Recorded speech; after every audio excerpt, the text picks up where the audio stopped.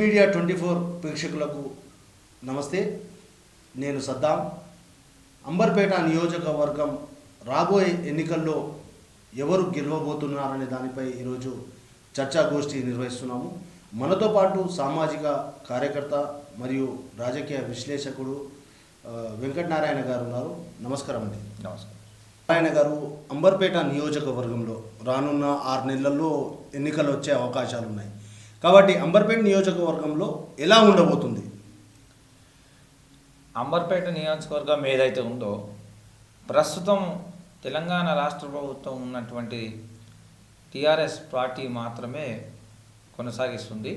గతంలో కిషన్ రెడ్డి గారు BJP party తరఫున 3 సార్లు అంబర్పేట నియోజకవర్గంలో గెలుపొందడం జరిగింది. అంతకు మునుపు హిమాయత్ నగర్ నియోజకవర్గం అనేది ఉండేది. హిమాయత్ నగర్ నియోజకవర్గం అప్పుడు మాజీ మంత్రివర్యులు కృష్ణ యాదవ్ గారు గెలవడం జరిగింది. ప్రస్తుతం చూసుకున్నట్టయితే అంబర్పేట నియోజకవర్గంలో 5 డివిజన్లు ఉండడం జరిగింది. హిమాయత్ నగర్ నియోజకవర్గం ఉన్నప్పుడు 7 డివిజన్లు ఉండడం జరిగింది. మధ్యలో అంబర్పేట నియోజకవర్గంలో 7 డివిజన్లు ఉండడం జరిగింది. ఈ 7 డివిజన్ల తర్వాత ప్రస్తుతం 5 డివిజన్లకు వచ్చింది. మళ్ళీ ఈ 5 డివిజన్లో ఎక్కువ శాతం TRS party, BJP party, Congress పార్టీకి సంబంధించిన కార్యకర్తలే ఉండడం జరిగింది. ఈ 3 పార్టీలు అంబర్పేట నియోజకవర్గంలో కీలకంగా ఉన్నాయి. మరి గట్టి నాయకత్వం, గట్టి పోటీ ఇచ్చేటువంటి నాయకులు కొరవవుతున్నారు. ప్రస్తుతము 3 కార్పొరేటర్లు బీజేపీ పార్టీ తరఫున ఉన్నారు, 2 కార్పొరేటర్లు టీఆర్ఎస్ పార్టీ తరఫున ఉన్నారు. మరి వీళ్ళ పనితనం మీద ప్రజలు ఏమంటున్నారంటే వారి డివిజన్లో మరి అపోజిషన్ పార్టీలో ఉన్నటువంటి బీజేపీ, ప్రస్తుతం అధికారిక పార్టీలో ఉన్నటువంటి టీఆర్ఎస్ వారి డివిజన్లో ఉన్నటువంటి సమస్యలపైన వారు ఏవైతే కార్యక్రమాలు సమస్యలని ముందుకు తీసుకెళ్తూ దాన్ని సాల్వ్ చేస్తున్నారో ఏదైతే ఉందో మరి పరిష్కారం దిశగా ముందు కొనసాగుతున్నట్టయితే ప్రజలు ఖచ్చితంగా మళ్ళా టీఆర్ఎస్ను గెలిపించే అవకాశం ఉండొచ్చు. అంటే ఇప్పుడు గతంలో మనం చూసుకున్నట్టయితే గతంలో 5 డివిజన్లలో టీఆర్ఎస్ పార్టీ కార్పొరేటర్లు ఉండే. అయితే ఎమ్మెల్యే గెలిచిన అనంతరం అంబర్పేట నియోజకవర్గంలో 3 బీజేపీ కార్పొరేటర్లు, 2 టీఆర్ఎస్ కార్పొరేటర్లు. అయితే ఈ కోణంలో చూస్తే ఎలా ఉండబోతుంది? వాస్తవానికైతే గతంలో 2018 ఎన్నికలు ఏవైతే జరిగినాయో ఆ 2018 ఎన్నికల్లో బీజేపీ పార్టీ తరఫున ఓడిపోయినటువంటి ప్రస్తుతం ఎంపీ గారైనటువంటి కిషన్ రెడ్డి గారికి 1016 ఓట్ల తేడాతోనే ఓడిపోవడం జరిగింది. మరి ఇప్పుడున్నటువంటి ఎమ్మెల్యే గారు కాలేరు వెంకటేష్ గారు ప్రస్తుతం టీఆర్ఎస్ పార్టీ తరఫున కొనసాగించడం జరుగుతుంది. మరి అధికారంలో ఉన్నటువంటి టీఆర్ఎస్ పార్టీయే 5 డివిజన్లో ఖచ్చితంగా గెలవాల్సినది మీరు అన్నట్టుగా వాస్తవమే. కానీ వారి యొక్క పనితనం బట్టి జనాలు ఓట్లు వేయడం జరిగింది. అంటే కాలేరు వెంకటేష్ గారు 2018లో గెలిచారు, కానీ అంతకు మునుపు 3 సార్లు కిషన్ రెడ్డి గారు గెలిచారు. వారు ఎమ్మెల్యేగా ఉన్నప్పుడు నిధులు కాన్స్టిట్యున్సీలో ఏవైతే కమ్యూనిటీ హాల్స్ కానీ, రోడ్స్ కానీ, డ్రైనేజ్ సిస్టమ్ కానీ, వాటర్ సిస్టమ్ కానీ వీటిపైన బాగా ఎక్కువ నిధులన్నీ వినియోగించి సమస్యలని పరిష్కరించు చేయడం జరిగింది. అదేవిధంగా కాలనీలలో ఉన్నటువంటి పార్కుల వ్యవస్థ ఏదైతే ఉందో వాకర్స్కి, మార్నింగ్ వాకర్స్కి ఎటువంటి డిస్టర్బెన్స్ లేకుండా కూడా చేయడం జరిగింది గతంలో. మరి ప్రస్తుతం ఉన్నటువంటి టీఆర్ఎస్ పార్టీ తరఫున కొనసాగుతున్న కాలేరు వెంకటేశ్వర గారు మరి ఇప్పుడున్నటువంటి సమస్యలు ఏవైతే ఉన్నాయో ఆ సమస్యలను పరిష్కరించే దృష్టిగా ముందుకు తీసుకెళ్తే కనుక బాగుంటుంది. మరి మీరన్నట్టుగా 3 కార్పొరేటర్లు గెలిచారు. వాస్తవానికి కాచిగూడ డివిజన్ తీసుకున్నట్టయితే మాజీ కార్పొరేటరు కన్నె రమేష్ యాదవ్ గారే గెలవడం జరిగింది. మరి అక్కడ ఉన్నటువంటి వ్యవస్థ కానీ, లోటుపాట్లు కానీ అక్కడ చూసుకున్నట్టయితే అక్కడ గతంలో ఎవరైతే కార్పొరేటర్ ఉన్నారో వాళ్ళ మీద విమర్శలు కూడా ఉండడం జరిగింది.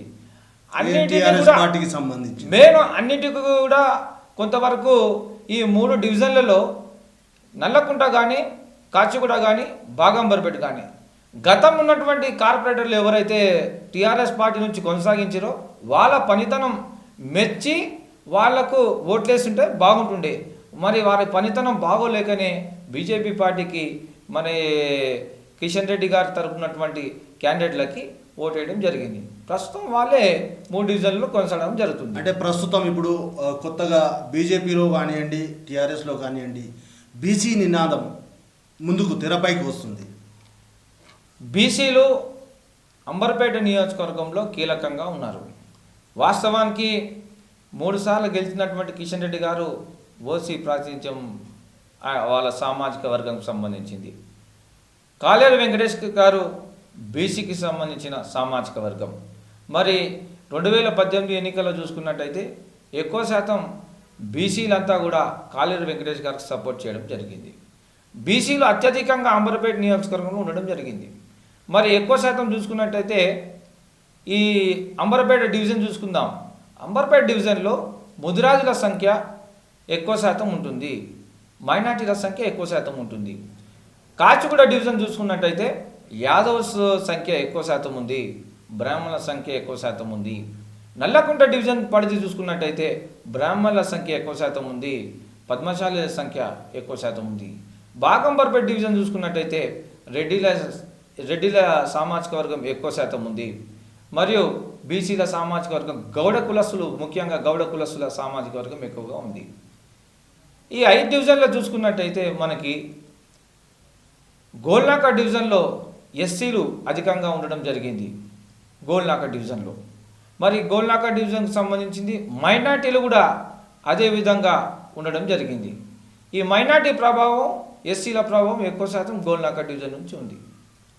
మరి మీరు అన్నట్టుగా మరి బీసీలు ఈ 4 డివిజన్లలో చూసుకున్నట్టయితే అంబర్పేట, కాచిగూడ, బాగంబర్పేట అండ్ ఏదైతే నల్లకుంట డివిజన్ ఉందో ఈ నల్లకుంట డివిజన్ కొంతవరకు చూసుకున్నట్టయితే నల్లకుంట డివిజన్లో బ్రాహ్మణుల సంఖ్య ఎక్కువ ఎందుకు ఉందంటే అక్కడ ఉన్నటువంటి బ్రాహ్మణ హాస్టల్ కానీ, అక్కడ ఉన్నటువంటి దేవాలయాలు కానీ, పురాతనమైన దేవాలయాలు, రామాలయం సంబంధించింది కానీ, అక్కడ ఉన్నటువంటి గుళ్ళు, మన గ్రామ దేవతలకు సంబంధించినవి కానీ, ఇవన్నీ ఉండడం చేత అక్కడ లోకల్గా చూసుకున్నట్టయితే నాయకత్వం అయితే అందరిది కూడా లోటు లేకుండా టీఆర్ఎస్ కానీ, ఇటు బీజేపీ కానీ, ఇటు కాంగ్రెస్ కానీ ఫుల్ ఫ్లెడ్జ్గా ఉండడం జరిగింది. మరి నాయకత్వ లోపం లేకుండా పనిచేస్తున్నారు నల్లకుంట డివిజన్లో. అయినా కానీ బీసీల సంఖ్య అక్కడ తక్కువ ఉన్నా కానీ, మీకు గోల్నాక డివిజన్లో తక్కువ ఉన్నా కానీ, ఈ 3 డివిజన్లో మాత్రం నిండుగా బీసీలు కనిపిస్తున్నారు. బీసీల శాతం ఎక్కువగా ఉన్నది కాబట్టి ఈ బీసీలకు ఇస్తే బాగుంటుందని ప్రస్తుతం బీసీ జనాభా ప్రతిపాదికన కింద చూసుకున్నట్టయితే వీళ్ళకే బీసీలకు మాత్రమే ఎక్కువ ఓట్లు ఉండడం జరిగింది అంబర్పేట నియోజకవర్గంలో. మరి బీసీలకి ఏ పార్టీ సీట్ ఇస్తే ఆ బీసీ వ్యక్తి గెలుపొందడం జరుగుతుంది.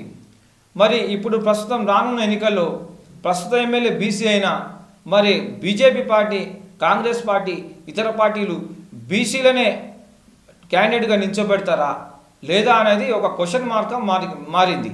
మరి ఏ బీసీ నాయకుడైతే పోటీలో నిల్చుంటారో అది గట్టి పోటీగా ఉండడం జరుగుతుంది. ఓసీలను ఖచ్చితంగా ఓసీని ఒక బీసీ మీద పెడితే కనుక అది పోటీయే కాదు. అంటే ఇప్పుడు ఈ ఎన్నికల్లో ఏదైతే రానున్న ఎన్నికల్లో అంబర్పేట నుంచి టీఆర్ఎస్ నుంచి కూడా చాలామంది పేర్లు తెరపైకి వస్తున్నాయి. టీఆర్ఎస్ పార్టీ నుంచి ప్రస్తుతము మొన్న ఒక చిన్న గొడవతో పాటు తెరపైకి అంబర్పేట నియోజకవర్గం వాళ్ళ రాష్ట్ర నాయకత్వం దాకా కూడా పోవడం జరిగింది. మరి ప్రతి ఒక్కరు కూడా టీఆర్ఎస్ పార్టీలో ఉన్నటువంటి మాజీ కార్పొరేటర్లు కూడా వాళ్ళు కూడా పోటీ చేసే అవకాశాలు వాళ్ళకు కూడా ఉన్నాయి కాబట్టి వాళ్ళు కూడా ప్రయత్నాలు అనేది ముమ్మరంగా చేస్తున్నారు. మరి ఎవరి ప్రయత్నం వాళ్ళది.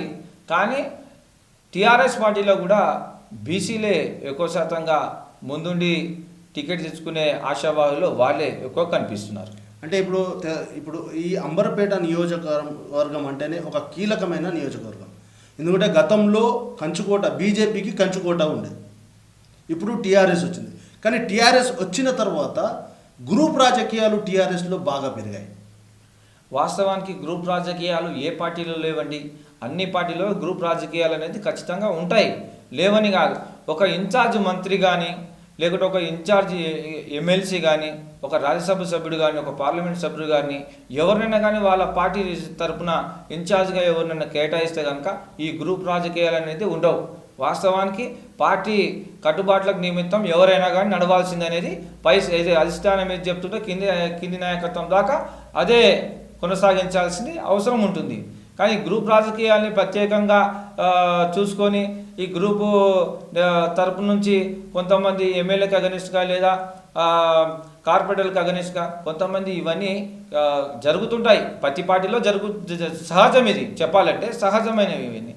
కానీ అధినాయకత్వం ఏదైతే పిలుపునిస్తుందో, ఇన్ఛార్జ్గా నియమిస్తుందో వారు ఏదైతే చెప్తారో దాని ప్రకారంగానే నడవాల్సి వస్తుంది ఎవరైనా కానీ. అయితే మనం చూస్తున్నాము గతంలో గోల్నాక డివిజన్ నుంచి అంబర్పేట ఎమ్మెల్యే కాలేరు వెంకటేష్ గారి సతీమణి గారు అక్కడ గెలుపొందడం జరిగింది. అయితే కొత్తగా ఇప్పుడు యువ నాయకత్వంగా ఇప్పుడు దూసరి శ్రీనివాస్ గౌడ్ గారికి వాళ్ళ సతీమణికి ఇక్కడ టికెట్ ఇవ్వడం జరిగింది. అంటే వాళ్ళ సతీమణి టికెట్ను త్యాగం చేసి ఎమ్మెల్యే గారు ఇక్కడ ఇవ్వడం జరిగింది. తర్వాత ఇప్పుడు అక్కడ అంబర్పేట గోల్నాక డివిజన్లో చాలా మటుకి ఇప్పుడు మనం చూస్తున్నాము, అసలు ఎలాంటి కార్యక్రమాలకైనా కార్పొరేటర్ని కలుపుకొని నడుస్తలేరు అనేసి బాగా తెరపైకి వస్తున్నాయి. వాస్తవానికి 2 సీట్లు టీఆర్ఎస్ పార్టీ 2 డివిజన్లు ఉండడం జరిగింది. ఒకటి అంబర్పేట డివిజన్, ఒకటి గోల్నాక డివిజన్. ఈ డివిజన్లో నాయకత్వం ఎవరు వహిస్తున్నారు, ప్రజా సమస్యలను ఎవరు పరిష్కరిస్తున్నారు అనేది ప్రజలు నిర్ణేతలు. ఇది వాస్తవం. ఇది మరి ప్రజలు ఎన్నుకోబడినటువంటి ప్రజాప్రతినిధులు అయితే ఎవరైతే ఉన్నారో వాళ్ళు ఏదైతే అనుకొని ముందుకు వెళ్తున్నారో దానికి ఎమ్మెల్యే గారి సహకారం ఖచ్చితంగా ఉండాల్సింది. అదేవిధంగా అపోజిషన్ పార్టీలు ఉన్నటువంటి బీజేపీ పార్టీకి సంబంధించిన కార్పొరేటర్లకు కూడా ఎమ్మెల్యే గారు సహకారం చేయాల్సింది. ప్రజలు ఎన్నుకున్నటువంటి వ్యక్తి కాబట్టి ఎమ్మెల్యేగా ఆయన యొక్క విధులు సక్రమంగా నిర్వహించాల్సిన బాధ్యత అవసరం ప్రస్తుతం ఉన్నది. పోటాపోటీలు అనేటివి వాస్తవానికి పోటాపోటీ ఏ పార్టీలైనా పోటాపోటీ ఉంటుంది. మరి వ్యక్తి యొక్క ప్రభావం ప్రజలలో ఏ విధంగా ఉన్నదనేది ప్రజలు నిర్ణయిస్తారు. వాస్తవానికి ప్రజలు ఏమనుకుంటున్నారు, గతంలో ప్రతిపక్షం లేదు, మరి 3 డివిజన్లలో ప్రతిపక్షం అనేది ఏర్పడింది. 3 డివిజన్లలో లోపాలు ఉన్నాయి. వాస్తవానికైతే గతంలో 3 డివిజన్లు కూడా టీఆర్ఎస్ పార్టీకి సంబంధించినవి. మరి ప్రస్తుతం ప్రతిపక్షం రావడం చేత ఇబ్బందులు ఏవైతున్నాయో, ప్రజా సమస్యలు ఏవైతున్నాయో వాటిని పరిష్కరించే దాంట్లో లోపాలు ఏవైతే ఉన్నాయో వాళ్ళు పూడ్చలేకపోయినారు. ప్రస్తుతం అపోజిషన్ పార్టీ వాళ్ళు ఉన్నారు. కనీసం ప్రజలకు ఏదైతే కావాలనుకుంటున్నారో వారి యొక్క సమస్యను పరిష్కరించే వాళ్ళు ఉండాలనుకుంటున్నారో వాళ్ళకే పట్టం కడతారు. ఇది వాస్తవానికి చూసుకున్నట్టయితే అంబర్పేట నియోజకవర్గంలో గతంలో లేని ఏ సమస్యలు ఉన్నా కానీ, గతంలో ఏ సమస్యలైనా కానీ అవి గత 3 సార్లు ఎన్నికగా ఉన్నటువంటి కిషన్ రెడ్డి గారు వారి యొక్క ఆధ్వర్యంలో కూడా సమస్యలు చాలా పరిష్కరించబడ్డాయి. జటిలమైన సమస్యలు పరిష్కరించబడ్డాయి. అదేవిధంగా ప్రస్తుతం ఉన్నటువంటి ఎమ్మెల్యే గారు కాలేరు వెంకటేష్ గారి ఆధ్వర్యంలో కూడా సమస్యల్ని పరిష్కరించబడుతున్నాయి. ఇప్పుడు ఈ అంబర్పేట నియోజకవర్గంలో ఏ డివిజన్లో ఎంతమంది నాయకులు ఉన్నారు, బూత్ వైజ్గా ఎంత ప్రతిష్టంగా ఉంది, ఏ పార్టీకి ఎంత ఉంది, దానిపైన క్లారిటీగా ఏమైనా చెప్పగలుగుతారా? వాస్తవం చూసుకున్నట్టయితే మేము కొంతవరకు అంబర్పేట నియోజకవర్గం ఏదైతే ఉందో ఆ నియోజకవర్గం పరిధి, ఆ డివిజన్స్, ఆ యొక్క కాలనీలు, ఆ యొక్క బస్తీలు, ఆ యొక్క మురికివాడలు, అక్కడ నివసించేటువంటి ప్రజలు ఎవరైతున్నారో వాళ్ళని అడిగి తెలుసుకోవడం జరిగింది. అక్కడ ఉన్నటువంటి సమస్యలు ఏవైతే సమస్యలు తెలుసుకోవడం జరిగింది. వారు ఏ విధంగా అయితే ఎవరికి ఓట్లు వేస్తారు, నెక్స్ట్ రానున్న ఎన్నికల్లో ఎవరు గెలుస్తారు అనేది కూడా స్పష్టం తెలుసుకోవడం జరిగింది. అదేవిధంగానే ఇప్పుడు చూసుకున్నట్టయితే మనం బాగంబర్పేట డివిజన్ చూసుకుందాం. మొదట మనం బాగంబర్పేట డివిజన్లో భరత్ నగర్, ఈ భరత్ నగర్ అనే డివిజను బీజేపీ పార్టీకి కీలకమైంది. బీజేపీ పార్టీకి కీలకమైందంటే మొదటి నుంచి కూడా బీజేపీ నాయకత్వం అక్కడ మెండుగా ఉంది. అక్కడ ప్రజా సమస్యలు కూడా పరిష్కారం దిశలో ముందు నుంచి గతంలో ఉన్నటువంటి ఎమ్మెల్యే కానీ వాళ్ళు సహకారం చేయడం జరిగింది కాబట్టి భరత్ నగర్లో ఖచ్చితంగా బీజేపీ నాయకత్వం వహించింది కాబట్టి భరత్ నగర్ డివిజన్ యొక్క బస్తీ ప్రజలంతా ఎక్కువ శాతం ఎస్సీలు భరత్ నగర్ డివిజన్లో. ఈ ఎస్సీ సామాజిక వర్గం చెందిన వాళ్ళంతా కూడా అక్కడ బీజేపీకి చాలా సంవత్సరాల నుంచి వారి యొక్క విధానాన్ని ముందు తీసుకోవడం జరుగుతుంది. వాళ్ళకే ఓట్లేసి ఎక్కువ శాతం గెలిపించడం జరిగింది. రామకృష్ణ నగర్లో అంతా కూడా కాలనీ ప్రజలు. రామకృష్ణ నగర్ అనేది ఒక కాలనీ. ఆ కాలనీలో టోటల్లీ అన్ని సామాజిక వర్గాలకు చెందిన వాళ్ళు కూడా ఉండడం జరిగింది. రహత్ నగర్, ఇదంతా కూడా రహత్ నగర్లో ముస్లిం మైనార్టీకి సంబంధించిన వాళ్ళే ఉండడం జరిగింది. అక్కడ ఉన్నటువంటి ప్రజా సమస్యలను ఏ పార్టీ వచ్చినా కానీ, ఈ గతంలో ఉన్న బీజేపీ అయినా కానీ, ప్రస్తుతం ఉన్నటువంటి టీఆర్ఎస్ అయినా కానీ సమస్యను పరిష్కరించే దిశగా మూవ్మెంట్ కావాలి. తూరప్ నగర్ డివిజన్ కూడా మైనార్టీలకు సంబంధించింది. మల్లికార్జున నగర్ డివిజన్ మైనార్టీకి సంబంధించింది. వినాయక్ నగర్ డివిజన్ కొంతవరకు మైనార్టీ, కొంతవరకు బీసీలు ఉండడం జరిగింది. సోమసుందర్ నగర్ అనేది పూర్తిగా కాలనీ. వి హనుమంతరావు గారు ప్రస్తుతం నివాసం సోమసుందర్ నగర్లోనూ ఉండడం జరిగింది.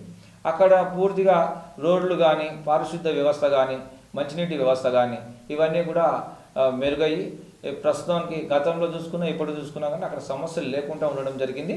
ఆ సోమసుందర్ నగర్ అంతా కూడా కాలనీ ఓటర్స్ ఎక్కువ శాతం. అదేవిధంగా SBH colony, SBI colony, DD colony, CE colony, ఇవి కూడా పూర్తిగా కాలనీలకు సంబంధించిన అన్ని సామాజిక వర్గాలకు చెందిన వాళ్ళు ఉన్నారు. అక్కడ ఉండే లోటుపాట్లు ఒక ఎమ్మెల్యే గారు కానీ, కార్పొరేటర్ కానీ ఒక ఫోన్ చేస్తే ఖచ్చితంగా అక్కడ ఏ సమస్య అయినా పరిష్కారం చేస్తున్నారు. అక్కడ ఈ కాలనీలలో ఉన్నటువంటి శ్రద్ధ బస్తీలలో లేదు, మురికివాడలో లేదు. కారణం ఏమైంటుంది? మన ప్రజాప్రతినిధులకు వచ్చింది ఏంటంటే, కాలనీ వ్యక్తి ఫోన్ చేస్తే ఇమీడియట్లీ వచ్చేస్తున్నామంటే ఒక నిమిషంలో ఫోన్ పోగానే ఆఫీసర్లు కానీ ఏదైతే సమస్య ఉందో ఆ సమస్య పైన ఉన్నటువంటి ఎవరైతే కన్సల్ట్ ఆఫీసర్ వాళ్ళు వచ్చి సమస్యని నివృత్తి చేయడం జరుగుతుంది. అదే బస్తీలకు సంబంధించింది కరెంటు వ్యవస్థ కానీ, మంచినీటి వ్యవస్థ కానీ, డ్రైనేజ్ వ్యవస్థ కానీ, ఈ చెట్లకు సంబంధించిన వ్యవస్థ కానీ వీటిపైన కూడా బస్తీలో ఫోన్లు ఎవరైనా చేస్తే కనుక వస్తాం పంపిస్తాం అనేది మాట మాత్రం వస్తుంది. ఎందుకంటే ఇక్కడ ఉన్నటువంటి ప్రజలు బీద ప్రజలు కాబట్టి అందుకనేసి ఇక్కడ ప్రజలను చూడడం లేదు. వాస్తవానికి కాలనీలలో ఓటింగ్ శాతం తక్కువ ఉంది, బస్తీలలో ఓటింగ్ శాతం ఎక్కువగా ఉంది. మీరు గతంలో చూసుకున్నట్టయితే ఎమ్మెల్యే ఎలక్షన్స్ కానీ, ఎంపీ ఎలక్షన్స్ కానీ, కార్పొరేషన్ ఎలక్షన్స్ కానీ, ఈ 3 ఎలక్షన్స్లో మీరు చూసుకోండి ఓటింగ్ శాతం ఏ బూతులలో పోలింగ్ అయినా అనేది ఈ కాలనీలలో ఉన్నటువంటి జనాభా ఎవరైనా కానీ వాళ్ళు ఓట్ల కోసం వాళ్ళు ఇంటి నుంచి బయటికి కాలు పెట్టడం అనేది అది పెట్టాలన్నా వద్దా అనేది ఆలోచన పరంగానే ఉన్నారు. కానీ వాస్తవానికి పెట్టకుండా చాలామంది ఉన్నారు. ఓటింగ్ శాతం ఎక్కువ శాతం తగ్గింది. మీరు డిడి కాలనీ చూసుకున్నా, సిఈ కాలనీ చూసుకున్నా, లేదా ఎస్బీఐ కాలనీ చూసుకున్నా, అఫీషియల్స్ అక్కడ ఎక్కువ శాతం నివసిస్తారు. వాస్తవానికి అయితే 7 మంది జడ్జిలు ఉన్నారండి అక్కడ డిడి కాలనీలో. ఐఏఎస్లు, ఐపీఎస్లు, దాంతోపాటు ప్రభుత్వ రంగంలో పనిచేసేటువంటి ముఖ్య అధికారులంతా కూడా అక్కడనే ఉండడం జరిగింది. ఈ బాగంబర్పేట డివిజన్లో ఈ పాట చూసుకున్నట్టయితే మనం డిడి కాలనీ, ఈ సోమసుందర్ నగర్ కాలనీ కానీ, ఈ ఎస్బిహెచ్ కాలనీ, ఎస్బీఐ కాలనీ కానీ, ఈ CE colony, central excise colony కానీ, ఈ కాలనీలలో అంతా వెల్ ఎడ్యుకేటెడ్, దాంతోపాటు అంతా హయ్యర్ ఆఫీషియల్స్ ఉండడం జరిగింది. కానీ ఓటింగ్కి వచ్చే వరకు మన హక్కును ఉపయోగించుకోలేకపోతున్నాం అనేది మాత్రం వాళ్ళకు రావడం లేదు. అది చేయాల్సిన బాధ్యత ఎవరితో ప్రజాప్రతినిధులు ఉంటుంది, ఎలక్షన్ కమిషన్ వాడికి ఉంటుంది. మరి చేయాల్సిన బాధ్యత వారిది విస్మరించడం అంటే చదువుకున్న వాళ్ళే ఓటు వేయలేకపోతున్నారంటే మనం ఒకసారి ఆలోచించాం. చదువుకున్న వాళ్ళు ఓటు వేయడం అనేది వాస్తవమే, ఓటు వేయలేకపోతున్నారు అనేది వాస్తవమే. వాళ్ళని మోటివేట్ చేసి ఓటు దాకా తీసుకురావాల్సిన బాధ్యత ప్రజాప్రతినిధులని ఎన్నికల కమిషన్ వాడిది ఉంటుంది. దానికి ఏమైనా చేయగలుగుతారంటే ప్రస్తుతం ఇప్పుడు ప్రజాప్రతినిధులు ఎవరైతే ఉన్నారో వాళ్ళే చర్యలు చేపట్టాలి. బస్తీలో గణనీయమైన ఓటింగ్ జరుగుతుందండి. మీరు ఏ బస్తీ చూసుకున్నా కానీ ఓటు లేని వ్యక్తి కూడా ఓటేసిపోయిన రోజులు కూడా కొంతవరకు గతంలో జరిగినాయి. ఇవన్నీ కేసెస్ కూడా ఫైల్ అయినాయి. మరి ప్రస్తుతము ఓట్లేసేది ఎక్కువ శాతం కూడా బస్తీల జనాభానే ఉంది. మరి ఈ కాలనీ సమస్యలు మాత్రం పరిష్కారం అవుతుంది. సమస్యలు అనేది నిత్యం సమస్యలతోనే కూడుకున్నటువంటి ఈ అంబర్పేట, ఇది అంబర్పేట నియోజకవర్గం అంటే సమస్యలతో నీళ్లు రాగానే వరదలు ఇళ్లలోకి వచ్చేయడం, వాస్తవానికి నీట మునగడము, ఇంట్లో ఉన్న సామాన్లన్నీ చెల్లాచెదురు కావడము, కరెంటు వ్యవస్థ కానీ, డ్రైనేజ్ వ్యవస్థ కానీ ప్రతిదీ కూడా అంబర్పేట. మురికి నీళ్ళు అయితే ప్రధానంగా ఉంది అంబర్పేట నియోజకవర్గంలో. మురికి నీళ్ళ సమస్య అయితే బాగా. వాటరు మనం తాగే మంచినీరులో కూడా ఈ డ్రైనేజ్ వాటర్ మిక్స్ అవుతున్నాయి. ఇటువంటి కంప్లైంట్లు ఎన్నో ఉన్నాయి. మీరు చూడండి వాటర్ వర్క్స్ డిపార్ట్మెంట్కి ఎన్ని కంప్లైంట్లు వెళ్ళినాయి, ఎన్నిసార్లు ఫోన్లు చేసినారు, ఎన్నిసార్లు సోషల్ మీడియా వాట్సాప్లో కానీ పెట్టడం జరిగింది. మీ ఛానల్ వాళ్ళు కూడా ఎన్నోసార్లు తీయడం జరిగింది కదండి. అంటే ఒక్కటే ఏంటంటే ఏదైనా ప్రజలు ఎక్కడైతే సమస్యలను ఎదుర్కొంటున్నారో అక్కడ ప్రజాప్రతినిధులు ఉండాల్సిన అవసరం ఉంది. కాలనీలలో సమస్యలు ఎక్కడున్నాయండి? మీకు చెట్లు పెరగడంతో ట్రీ కటింగ్ అనేది చేస్తున్నారు. డ్రైనేజ్ వ్యవస్థ కానీ, మంచినీటి వ్యవస్థ కానీ, లైటింగ్ వ్యవస్థ కానీ, అక్కడ ఉన్నటువంటి అన్ని వసతులు ఉన్నాయి వాళ్ళకి. ఏమీ లేవండి. వాస్తవం చెప్పాలంటే ఈ కాలనీలలో ఉన్నటువంటి పరిస్థితులు ఏవైతే ఇప్పుడు ప్రస్తుతం ఉన్నాయో అట్లనే అదేవిధంగా కాలనీలలో ఏదైతే రెస్పాన్సిబిలిటీ తీసుకుంటున్నారో అదేవిధంగా ప్రజాప్రతినిధులు బస్తీలలో కూడా రెస్పాన్సిబిలిటీ తీసుకోవాలి. ఈ డిడి కాలనీ, సిఈ కాలనీ, అదేవిధంగా శారదా నగర్ కాలనీ, దాంట్లో ముస్లిం మైనార్టీలు జంజాం మసీద్ నుంచి మొదలు పెట్టుకుంటే బ్యాక్ సైడ్ అంతా కూడా శారదా నగర్ కమ్యూనిటీ హాల్ వరకు ముస్లిం మైనార్టీస్, కొంత బీసీలు, కొంతమంది బ్రాహ్మణులు ఎక్కువ శాతం అక్కడ ఉండడం జరిగింది. పాముల బస్తీకి సంబంధించింది మాత్రం అక్కడ కూడా ముస్లింసే, ఒక ఆసిర్ ఖానా కూడా ఉండడం జరిగింది. చాలా సంవత్సరాల నుంచి ఒక చరిత్ర కలిగినటువంటి పాముల బస్తీ కూడా. అదే మందుల బస్తీ, ఇది కూడా బీసీలకు సంబంధించింది. మందుల బస్తీకి సంబంధించింది కూడా. అంబేద్కర్ నగర్ పూర్తిగా ఎస్సీలకు సంబంధించింది. ఎస్సీలు ఎక్కువ శాతం. పోచమ్మ బస్తీ ఎక్కువ శాతం గౌడ్స్, ముదిరాజులు ఉన్నటువంటి ప్రాంతం ఇది. రామకృష్ణ హాట్స్, ఇది బతుకమ్మకుంట, పూర్తిగా రామకృష్ణ హాట్స్లో ఎక్కువ ఎస్టీ చెంచు సంబంధించినటువంటి సామాజిక వర్గం వాళ్ళే ఎక్కువగా ఉన్నారు. అక్కడ గవర్నమెంట్ క్వార్టర్స్లు కూడా ఉండడం జరిగింది. అక్కడ పూర్తిగా గవర్నమెంట్ నెలకొల్పినటువంటి వ్యవస్థలనే ఎక్కువ శాతం అక్కడ వాళ్ళు పనిచేయడం జరుగుతుంది. ఎక్కువ చెత్త బండ్లు కానీ, అక్కడ ఉన్నటువంటి వడ్డెరోలు, కొంతవరకు వడ్డెరోళ్ళను కూడా తీసుకోవచ్చు మనం. రోడ్లు అమ్మేది వాళ్ళే ఎక్కువ శాతంగా ఉన్నారు. ఎస్సీలు కొంతవరకు ఉన్నారు. బీసీలు కురుబ, మహబూబ్నగర్ జిల్లా నుంచి, పాలమూరు జిల్లా నుంచి వచ్చినటువంటి కురుబ సామాజిక వర్గం చెందిన వాళ్ళు అక్కడనే ఉన్నారు. అంటే మనం చూసుకున్నట్టయితే బతుకమ్మకుంట, ఈ గంగాబాలి చూసుకున్నట్టయితే మనం ఎక్కువ శాతం ముస్లిం మైనార్టీ, కొంతవరకు కురుబ సామాజిక వర్గం. మల్లన్నగూడ అనేది చాలా పురాతనమైనటువంటి దేవాలయం, అక్కడ కురుబకు సంబంధించిన వాళ్ళు ఉన్నారు. అదేవిధంగా అనంతరామరెడ్డి కాలనీ, ప్రస్తుతం మాజీ కార్పొరేటర్, ప్రస్తుత కార్పొరేటర్ కూడా అనంతరామరెడ్డి కాలనీలో ఉండడం జరిగింది. అనంతరామరెడ్డి కాలనీ పూర్తిగా ఒక గేటెడ్ సొసైటీకి సంబంధించింది, గేటెడ్ కమ్యూనిటీ సొసైటీకి సంబంధించింది కాబట్టి అక్కడ కొంత ఓటింగ్ అంతా రెడీస్ ఎక్కువ, సామాజిక వర్గం చెందిన వాళ్ళు మాత్రమే అక్కడ ఉండడం జరిగింది. గాంధీనగర్ పాఠశాల, అదేవిధంగా కురుమలకు సంబంధించిన గాంధీ నైట్ పాఠశాల, అక్కడ ఎక్కువ శాతం కురుమ బస్తీ అని పిలువబడుతుంది. అక్కడంతా కురుమలు ఎక్కువ శాతం నివసిస్తున్నారు. అదేవిధంగా వడ్డెర బస్తీ, అదేవిధంగా ఈ నందనవనం కాలనీ అని ఉంది. ఈ నందనవనం కాలనీలో పూర్తిగా ఎక్కువ శాతము బ్రాహ్మణులు కానీ, దాంతోపాటు బీసీలు కానీ, రెడ్డీస్ కానీ, వీళ్ళు ఎక్కువ శాతం నందనవనం కాలనీలో ఈ డూప్లెక్స్ హౌసెస్ ఏవైతే ఉన్నాయో గతంలో 120 స్క్వేర్ యార్డ్స్, 100 స్క్వేర్ యార్డ్స్ మీద వాళ్ళు ఇల్లు కట్టుకొని ఉన్నారు. ఎక్కువ శాతం జైన్లు, మార్వాడీస్ మాత్రం ఎక్కువగా ఉన్నారు ఈ నందనవనం కాలనీలో. ఎక్కువ బీజేపీ ఫేవర్లో ఉంటుంది అక్కడ ఓటింగ్. నందనవనం పూర్తిగా కాలనీలో బాగంబర్పేట వెల్ఫేర్ సొసైటీ కూడా దాంట్లోనే భాగంగా ఉంది. సాయి కృష్ణ నగర్, అదేవిధంగా బుర్జుగలీలో అంతా కూడా పెద్ద గౌడ సంఘం సంబంధించింది, గౌడ సంఘమే హాల్ ఉంది. మరి ఎక్కువ శాతం బుర్జుగలీలో గౌడ్లు ఎక్కువ నివసిస్తున్నారు. అక్కడ చూసుకున్నట్టయితే గౌడ్ల ప్రాతినిధ్యం ఎక్కువ. మహంకాళి టెంపుల్ ఉంది, మహంకాళి టెంపుల్ చుట్టుపక్కలంతా కూడా గౌడ్స్ ఉండడం జరిగింది. కుమ్మరివాడి ఉంది, ఎక్కువ శాతం బీసీలు. కుమ్మరివాడిలో ఏ విధంగా ఉంది? కుమ్మరులు ఎక్కువ శాతం చాలా సంవత్సరాల నుంచి కుమ్మరులు అక్కడ వాళ్ళ వృత్తి కుండలు తయారు చేయడం కాబట్టి ఆ కుమ్మరి బస్తీలో మొత్తం కూడా వాళ్ళే ఉండడం జరిగింది. శ్రీనివాస్ నగర్ సొసైటీ, అయ్యప్ప టెంపుల్ ఏదైతే ఉందో ఈ అయ్యప్ప టెంపుల్ చుట్టుపక్కలంతా కూడా తమిళ్, కేరళ బ్రాహ్మణులు ఉండడం జరిగింది. ఈ గురువారి టెంపుల్ అని ఒకటి నెలకొల్పడం జరిగింది సొసైటీ వాళ్ళు. అక్కడ చూసుకున్నట్టయితే ఎక్కువ శాతము విద్యావంతులు అధికంగా ఉండడం జరిగింది, ఆఫీసర్స్ ఎక్కువగా ఉండడం జరిగింది. ఎక్కువ శాతం అక్కడ చూసుకున్నట్టయితే బీజేపీ ఫేవర్లా ఉండొచ్చు అనేది ఉంది. ఏదైతే మనం చూసుకున్నట్టయితే శ్రీనివాస్ నగర్ కాలనీకి సంబంధించి, సాయిబాబా నగర్ కాలనీ, అదే సాయిబాబా నగర్ కాలనీకి సంబంధించి సాయిబాబా టెంపుల్ దాని వెనకాల ఉన్నటువంటి పూర్తిగా కాలనీ కూడా అక్కడ ప్రస్తుతం టీఆర్ఎస్ పార్టీ నుంచి చందు అని చెప్పి ఆయన లీడరు ఆయనే అధ్యక్షులుగా కొనసాగుతున్నారు బాగంబర్పేట డివిజన్. ఆ సాయిబాబా నగర్ కాలనీ అంతా కూడా అత్యధికంగా మునూరు కాపు, అదేవిధంగా బ్రాహ్మణులు, వైశ్యులు అండ్ ఈ పద్మశాలీలు ఎక్కువ శాతంగా ఉండడం జరిగింది.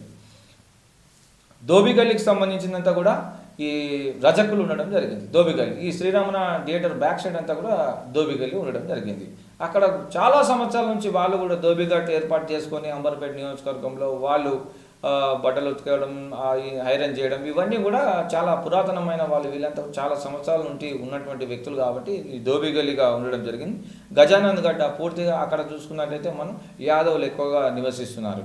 తిలక్ నగర్ చూసుకున్నట్టయితే తిలక్ నగర్ ఈ మన బాగంబర్పేట ఈ లైన్ చూసుకున్నట్టయితే ఈ బతుకమ్మ కుంట డౌన్ నుంచి కొంతవరకు తిలక్ నగర్ వస్తుంది. తిలక్ నగర్లో ఆ తిలక్ నగర్కి సంబంధించింది ఆల్ క్యాస్ట్కి సంబంధించిన వాళ్ళు కూడా ఉన్నారు. అక్కడ చూసుకున్నట్టయితే మనం అక్కడ కొంతవరకు బీజేపీ ఫేవర్లు ఉంది, కొంతవరకు టీఆర్ఎస్ ఫేవర్ ఉంది. అక్కడనే మాజీ కార్పొరేటర్ సాంబశివ గౌడ్ గారి ఇల్లు కానీ, దాంతోపాటు ఎడ్ల సుధాకర్ రెడ్డి గారి ఇల్లు కానీ ఇది ఉండడం జరిగింది. ఎరుకల బస్తీ పైన చూసుకున్నట్టయితే ఎరుకల బస్తీలో ఎస్టీకి సంబంధించిన వాళ్ళు పూర్తిగా బస్తీ పూర్తిగా ఉంది బాగంబర్పేట డివిజన్లో. అక్కడ వాళ్ళు చూసుకున్నట్టే కొంతవరకు బీజేపీ ప్రాతినిధ్యం వహిస్తుంది. అంటే డివిజన్లో ప్రస్తుతం బీజేపీ ఉన్నది, గతంలో కూడా బీజేపీ ఉండేది. వాళ్ళు ఎక్కువ శాతం అయితే ఎంప్లాయీస్ ఉన్నారు. Employees state government, central government employees ఉన్నారు. వాళ్ళంతా కూడా బీజేపీ మొగ్గు చూపే అవకాశం మాత్రం ఉన్నది. ఇప్పుడు నల్లకుంట డివిజన్ చూసుకున్నట్టయితే టీఆర్టీ క్వార్టర్స్, ముఖ్యంగా టీఆర్టీ క్వార్టర్స్ చాలా పెద్దది, విస్తీర్ణంలో పెద్దది, అన్ని క్వార్టర్స్లు.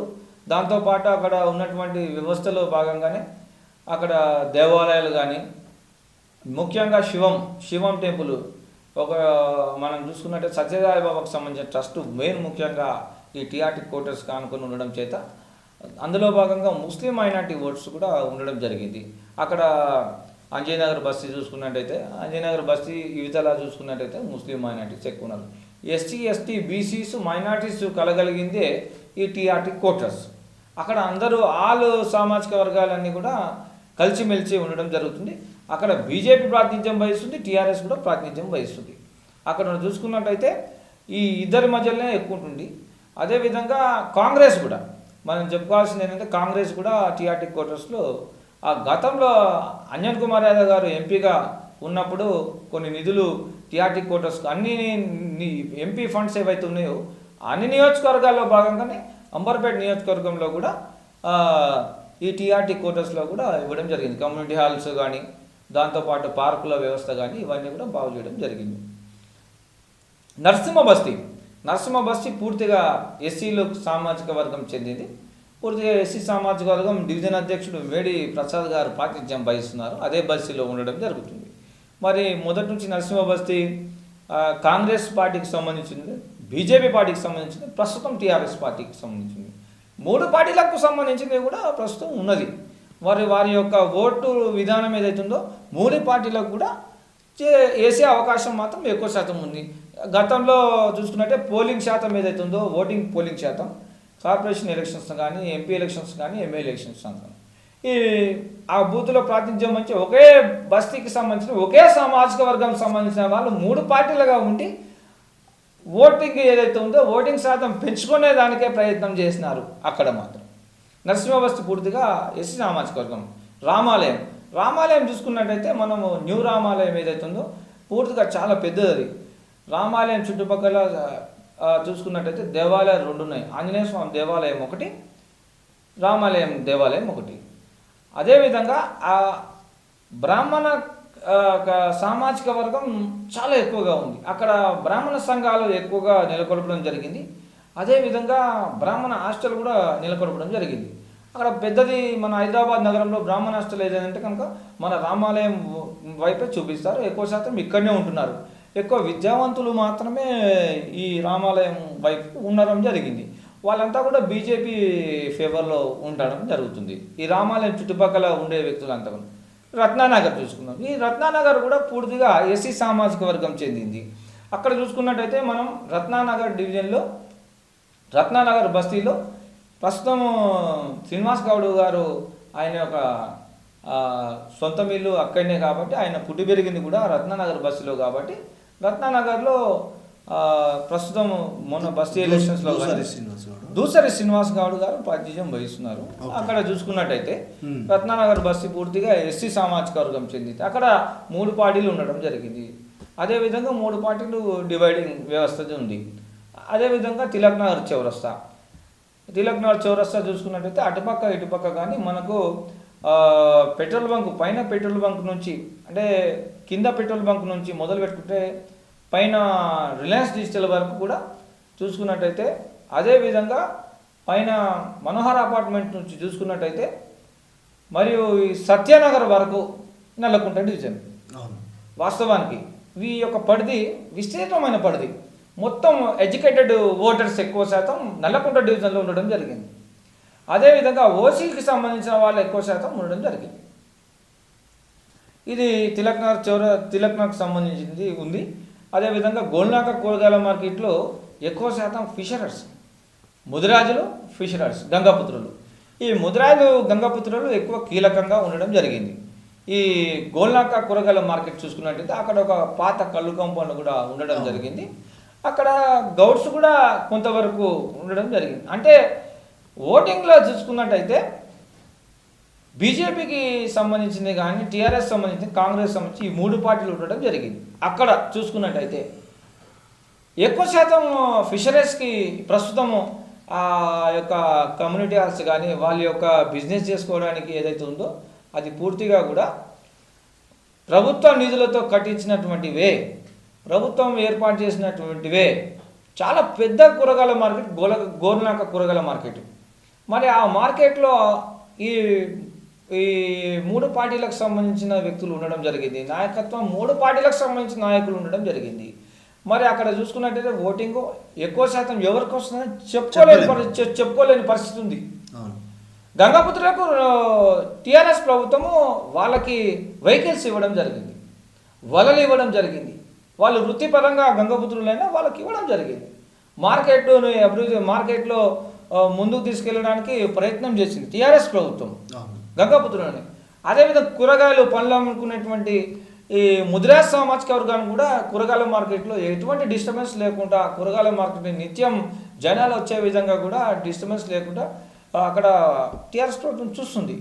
అక్కడ గతంలో మనం అనుకున్నట్టుగా కూరగాయల మార్కెట్ని అభివృద్ధి చేసే దిశగా ముందుకు అడిగేయాల్సిన అవసరం ఉంది. ఎప్పటికైనా ఒక చైర్మన్ని నియమించాలి, దాంతోపాటు ముందుకు వెళ్ళాల్సిన అవసరం ఉంది.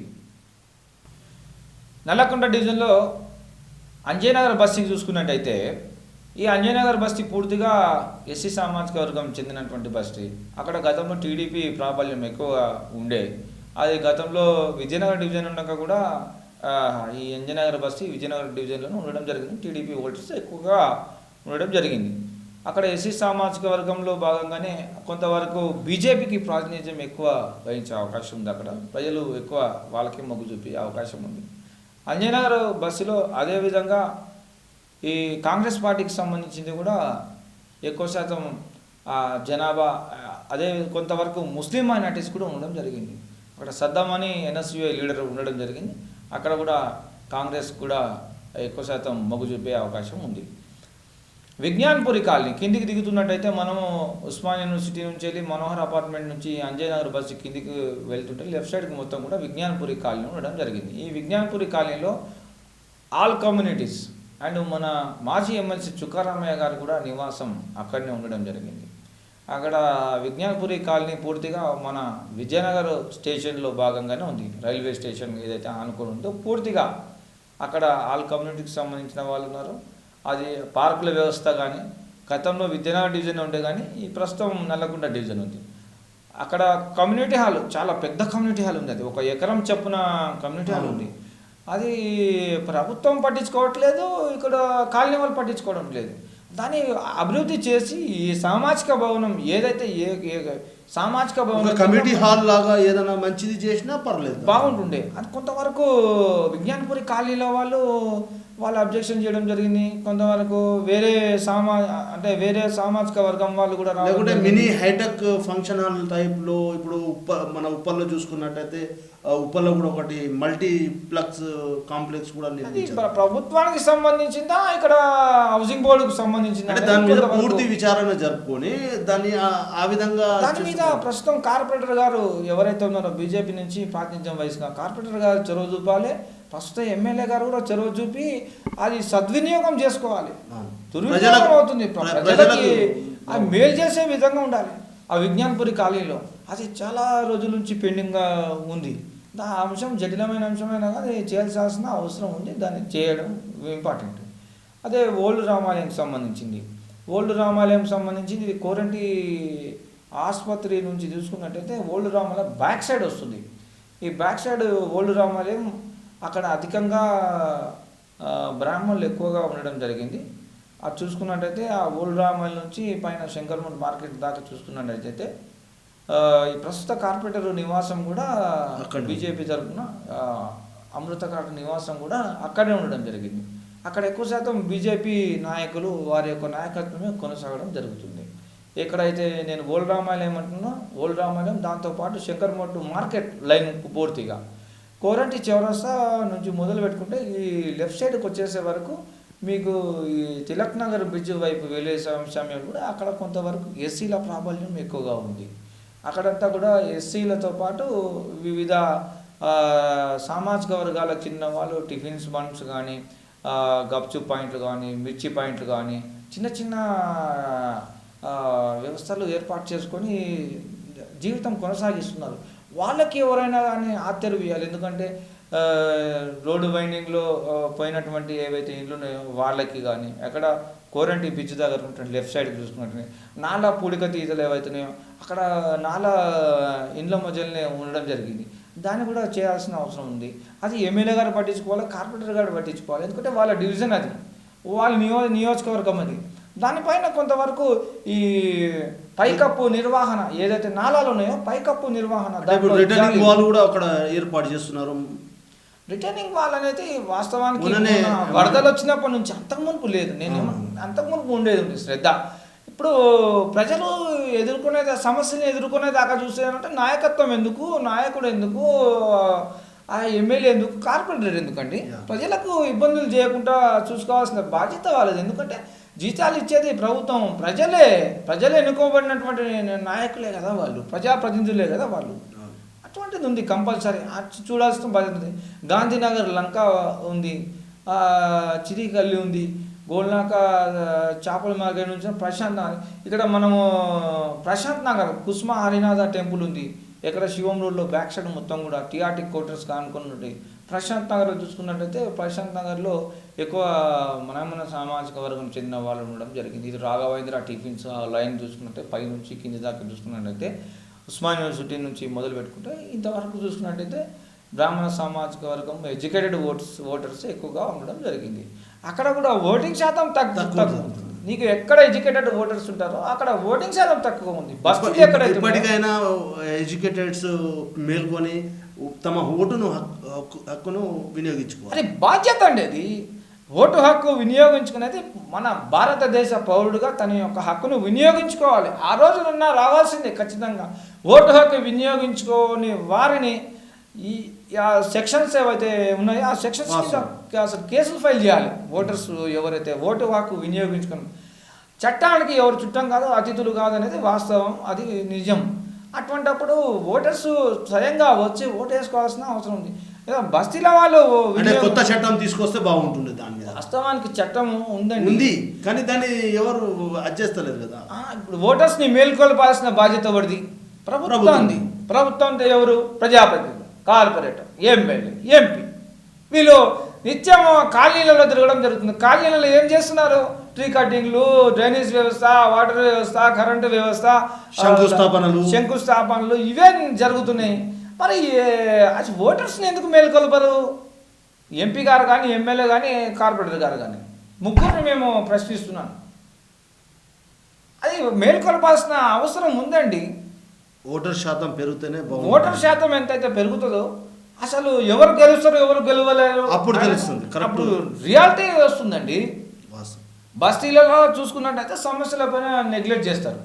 ఖాళీలో అయితే ఒక ఫోన్ చేయగానే వెంటనే ఆఫీసర్ రావడం జరుగుతుంది. అంటే ఇటువంటి భేదాభిప్రాయాలు విభిన్న రీతులలో తీసుకురావాల్సిన అవసరం లేదు. వాస్తవం. వాస్తవానికి ఓటర్సే. ఎవరు ఓటేసినా ఓటే అది. ఎవరు ఓటేసినా ఓటే. దాంతోపాటు ప్రజాప్రతినిధులు ప్రజలకు అనుకూలంగా ప్రజల మధ్యలో ఉండి ప్రజా సమస్యలు పరిష్కరించడమే వారి యొక్క పని. వాస్తవం. మరి వాళ్ళు రావాల్సిన అవసరం ఉంది. నెక్స్ట్ గోల్నాక మనం చూసుకున్నట్టయితే గోల్నాక డివిజన్. గోల్నాక డివిజన్కి సంబంధించింది కృష్ణానగర్, శాస్త్రీనగర్. మనం చూసుకుంటే కృష్ణానగర్ ఏదైతే ఉందో కృష్ణానగర్ పూర్తిగా బఫర్ జోన్ అదంతా. బఫర్ జోన్ ఉంది. బఫర్ జోన్లో భాగంగానే ఎస్సీ సామాజిక వర్గం చెందిన వాళ్ళు ఎక్కువ శాతంగా ఉన్నారు. సిపిఎం లీడర్ మహేందర్ నియోజకవర్గం కన్వీనర్, ఆయన ప్రాతినిధ్యం అక్కడ వహిస్తున్నారు. అదేవిధంగా అక్కడ ఉన్నటువంటి సమస్యలు బౌండరీ వార్డ్స్ ఏవైతే ఉన్నాయో అవి ఏర్పాటు చేయాలి, రిటర్నింగ్ వాల్స్. దాంట్లో భాగంగా కృష్ణానగర్కు ప్రధానమైన సమస్య శ్మశాన వాటిక ఉండడం జరిగింది. ఆ హరాస్మెంట్ శ్మశాన వాటిక ఉండడం జరిగింది. దానివల్ల ఏదైతే ఎలక్ట్రిక్ సంబంధించింది ఏదైతే ఉందో దాంట్లో దహన సంస్కరణ చేస్తున్నా ఆ పొగ మొత్తం వీళ్ళకి రావడం జరిగింది, ఇండ్లకు రావడం జరిగింది, నానా వ్యాధులు ఎదుర్కోవడం జరిగింది. దానిపైన గతంలో నాన్ బెయిలబుల్ కేసులు కూడా ఎత్తుకున్నారు అక్కడ కాలనీలలో, అక్కడ కృష్ణానగర్ బస్తీవాసులు. దాంట్లో భాగంగా మహేందర్ సిపిఎం పార్టీ తరఫున, మన బీజేపీ పార్టీ తరఫున కండ ఉమేష్, రమేష్ యాదవ్ కూడా ధర్నాలు చేయడం జరిగింది. మరి ఇవన్నీ ఉన్నాయి. అంటే ప్రధానమైన సమస్య మనం కృష్ణానగర్ చూసుకున్నట్టయితే ప్రధాన సమస్య. దానికి ఏ విధంగా పరిష్కరించగలుగుతాం అనేది ఈ ప్రజాప్రతినిధులు ఒక ఎజెండా తీసుకొని ఈ సమస్యను ఏ విధంగా పూరించగలుగుతాం, ఏ విధంగా ప్రజలకు మేలు చేయగలుగుతాం. మరి అక్కడ అసలు మీరు చూసుకున్నట్టయితే ఒక కృష్ణానగర్కి వెళ్ళి చూస్తుంటే వాటర్ కూడా డ్రైనేజ్, మనం తాగే మంచినీళ్ళు డ్రైనేజ్ నీళ్ళు కలవడం జరుగుతుంది. ఆ పొల్యూటెడ్ వాటర్ వల్ల ఇబ్బందులు ఎదుర్కొని, చర్మ వ్యాధులు ఎదుర్కొని, అక్కడ దోమలు, చాలా పెద్ద దోమలు ఉంటాయి. అక్కడ దోమలు చూసుకుంటే కృష్ణానగర్ వాసులు ఏ విధంగా జీవిస్తున్నారని అర్థం కాని పరిస్థితి ఉంది అక్కడ. కానీ అయినా కానీ మరి హైదరాబాద్ నగరంలో ఉండడానికి ఒక 10 గజాల, ఒక 30 గజాల, ఒక 60 గజాల ఒక రూమ్ ఉంటే చాలండి. ఎందుకంటే బాఫర్ జోన్ మీరు అన్నారు, బాఫర్ జోన్ ఇల్లు లేకనే బాఫర్ జోన్ లో ఉండడం జరుగుతుంది. మీరు ఇప్పుడు గోల్నాక లంక ప్రాంతం అంటే ఈ గోల్నాక డివిజన్ లోనే బాగా కబ్జాలు చేసి ఏదైతే మూసి పరివాహక ప్రాంతాలను కబ్జా చేసి, ముఖ్యంగా ఆ కబ్జాలు చేయడం వల్లనే ఇలాంటి చిన్నపాటి వర్షాలకు ముంపుకు గురవుతున్నాయి. దీన్ని రక్షించాల్సింది ఎవరు? వాస్తవమేనండి. ఇది మున్సిపాలిటీకి సంబంధించినటువంటి అంశం. ఇది జిహెచ్ఎంసీ వారు చేయవలసినది మొట్టమొదటి ఏంటంటే వాళ్ళు ఏదైతే ప్లానింగ్ మొదట ఏదైతే వేసుకున్నారో బఫర్ జోన్ కింద ఏవైతే ఏరియాస్ ఉన్నాయో అదే మూసీనాల పరిహారక ప్రాంతాలు ఏవైతున్నాయో వాటిపైన శ్రద్ధ వహించాలి వాళ్ళు. అవును, వాస్తవానికి కబ్జాలు జరిగినాయి. మీరు అన్నట్టు నేను కబ్జాలని ఎవరు కూడా ప్రోత్సహించనీకి లేదు. కబ్జాలు జరిగినాయి, ఎందుకోసం జరిగినాయి, ఎప్పుడు ఈ కొంతమంది నాయకుల అండదండలతో ఇలాంటి కబ్జాలు జరుగుతున్నాయి. వాస్తవమేనండి, నాయకులు కాదు, అక్కడ ప్రజలు వివిధ జిల్లాల నుంచి వచ్చినటువంటి ప్రజలు ఎవరైతే ఉన్నారో అక్కడ గూడు ఏర్పాటు చేసుకోవడం జరిగింది. ఆ ఏర్పాటు చేసుకున్న నేపథ్యంలో కరెంటు కానీ, వాటర్ కానీ, డ్రైనేజ్ సిస్టమ్ కానీ ఇవన్నీ ప్రభుత్వమే పర్మిషన్లు ఇవ్వడం జరిగింది. ఈ పర్మిషన్లు ఏ విధంగా బఫర్ జోన్లో ఇల్లు కట్టుకున్నారు, పర్మిషన్లు ఎవరు ఇచ్చారు? ఫస్ట్ అది చెప్పండి. పర్మిషన్లు ఇచ్చారు. అదే మరి ఉండడానికి గూడు లేకపోతే వాళ్ళు ఎక్కడ ఉండగలుగుతారు? మీరు ఒక్కసారి ఆలోచించండి. ఇప్పుడు కొత్తగా డబుల్ బెడ్రూమ్ ఇల్లు ఇస్తున్నామంటున్నారు. వాస్తవమే, డబుల్ బెడ్రూమ్. కానీ ఇంతవరకు డబుల్ బెడ్రూమ్ ఎవరికి రాలేదు కదా. డబుల్ బెడ్రూమ్స్ అనేవి ఎవరైతే 8 సంవత్సరాలు టీఆర్ఎస్ ప్రభుత్వం ఏర్పడి 8 సంవత్సరాలు గడుస్తుంది. అయితే ఈ 8 సంవత్సరాలలో ఎంతమందికి అంబర్పేట నియోజకవర్గంలో ఎంతమందికి ఇవి డబుల్ బెడ్రూమ్ ఇల్లు? మీరు అన్నట్టు ప్రధాన గోల్నాక సమస్యలు కృష్ణనగర్ చూసుకున్నట్టయితే శాస్త్రీనగర్, శాంతినగర్, దుర్గానగర్, కమలానగర్, ఈ ప్రాంతాలని కూడా బఫర్ జోన్ కింద ఉన్నటువంటి ప్రాంతాలలో వీళ్ళు ఇల్లు కట్టుకొని ఉండడం జరిగింది. వారికి గతంలో గత ప్రభుత్వంలో ఉన్నటువంటి ఎమ్మెల్యే 3 సార్లు గెలిచిన కిషన్ రెడ్డి గారు కానీ, గతంలో ఉన్న హిమాయత్నగర్ అసెంబ్లీ నియోజకవర్గం ఉన్నటువంటి ఎమ్మెల్యేగా మంత్రిగా కొనసాగిన కృష్ణ యాదవ్ గారు కానీ వీళ్ళు చొరవ చూపాలి. గతంలో చొరవ చూపలేరు. ప్రస్తుతం ఎమ్మెల్యే గారైనా చొరవ చూపి వాస్తవమే వీళ్ళు రుగ్మతలు అంటే వాళ్ళకు ఒక డబుల్ బెడ్రూమ్ ఇస్తే ఆ కబ్జాలు అనేటి ఆగుతాయి, మరియు ఆ మూసి పరివాహక ప్రాంతం సురక్షితంగా ఉంటుంది. అంటే ముంపుకు గురి కాకుండా ఉండాలంటే ఈ పుచ్చుకుపోయింది మొత్తం మూసి నది అనేది పుచ్చుకుపోయింది. అసలు ఆ నీళ్లు వెళ్ళడానికి కూడా చిన్న ఫస్ట్ నదిలాగా వచ్చేది. గతంలో మూసి విస్తీర్ణం చాలా పెద్దదండి. అవును. రాను రాను రాను కబ్జాలు చేయడం వల్ల మూసి విస్తీర్ణం అంటే కూడా తగ్గింది. కబ్జాలు చేయడానికి కారణం ఏంటంటే ఇల్లు లేని వాళ్ళు ఒక ఇల్లు కట్టుకోవడం ప్రభుత్వం అవునండి, నేను ఏమంటున్నాను, అది ప్రభుత్వ వైఫల్యం. అక్కడ చొరవ చూపాల్సిన స్థానిక కార్పొరేటర్లు, స్థానిక ఎమ్మెల్యే మరియు పార్లమెంట్ సభ్యులు, అదేవిధంగా ఎంఆర్ఓ మెజిస్ట్రేటు వారికి ఎక్కువ శాతం ఉంటుంది. అదేవిధంగా మున్సిపల్ జిహెచ్ఎంసి అసలు పర్మిషన్ ఇవ్వదు, వాళ్ళకి ఉంటుంది. పర్మిషన్లు ఏ విధంగా ఇచ్చారు, ఎందుకోసం ఇచ్చారు? బఫర్ జోన్ అంటున్నారు, మళ్ళీ వచ్చి పొక్లైనర్ పెట్టి కూల్చేయడం జరుగుతుంది, మట్టి కుప్పలు వేయడం జరుగుతుంది, మట్టి మళ్ళా తీయడం జరుగుతుంది.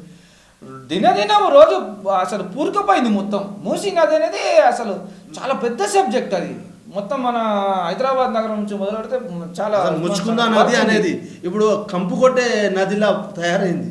ఒకప్పుడు మూసీలో స్నానాలు చేసేవాళ్ళు, మూసీలో బట్టలు ఉతుకునేవారు, మూసీ నీళ్లు తాగేవారు.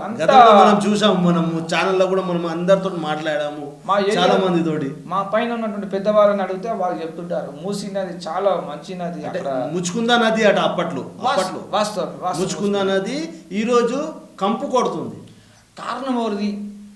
ప్రభుత్వాలది. ఏ ప్రభుత్వమైనా, ఏ ప్రజాప్రతినిధి వాళ్ళే ఇప్పటికైనా దాన్ని రక్షిస్తే బాగుంటుంది. రక్షించాల్సిన బాధ్యత కూడా ప్రజలపైన ఉంది, ప్రభుత్వాలపైన ఉంది, ప్రజాప్రతినిధులపైన ఉంది.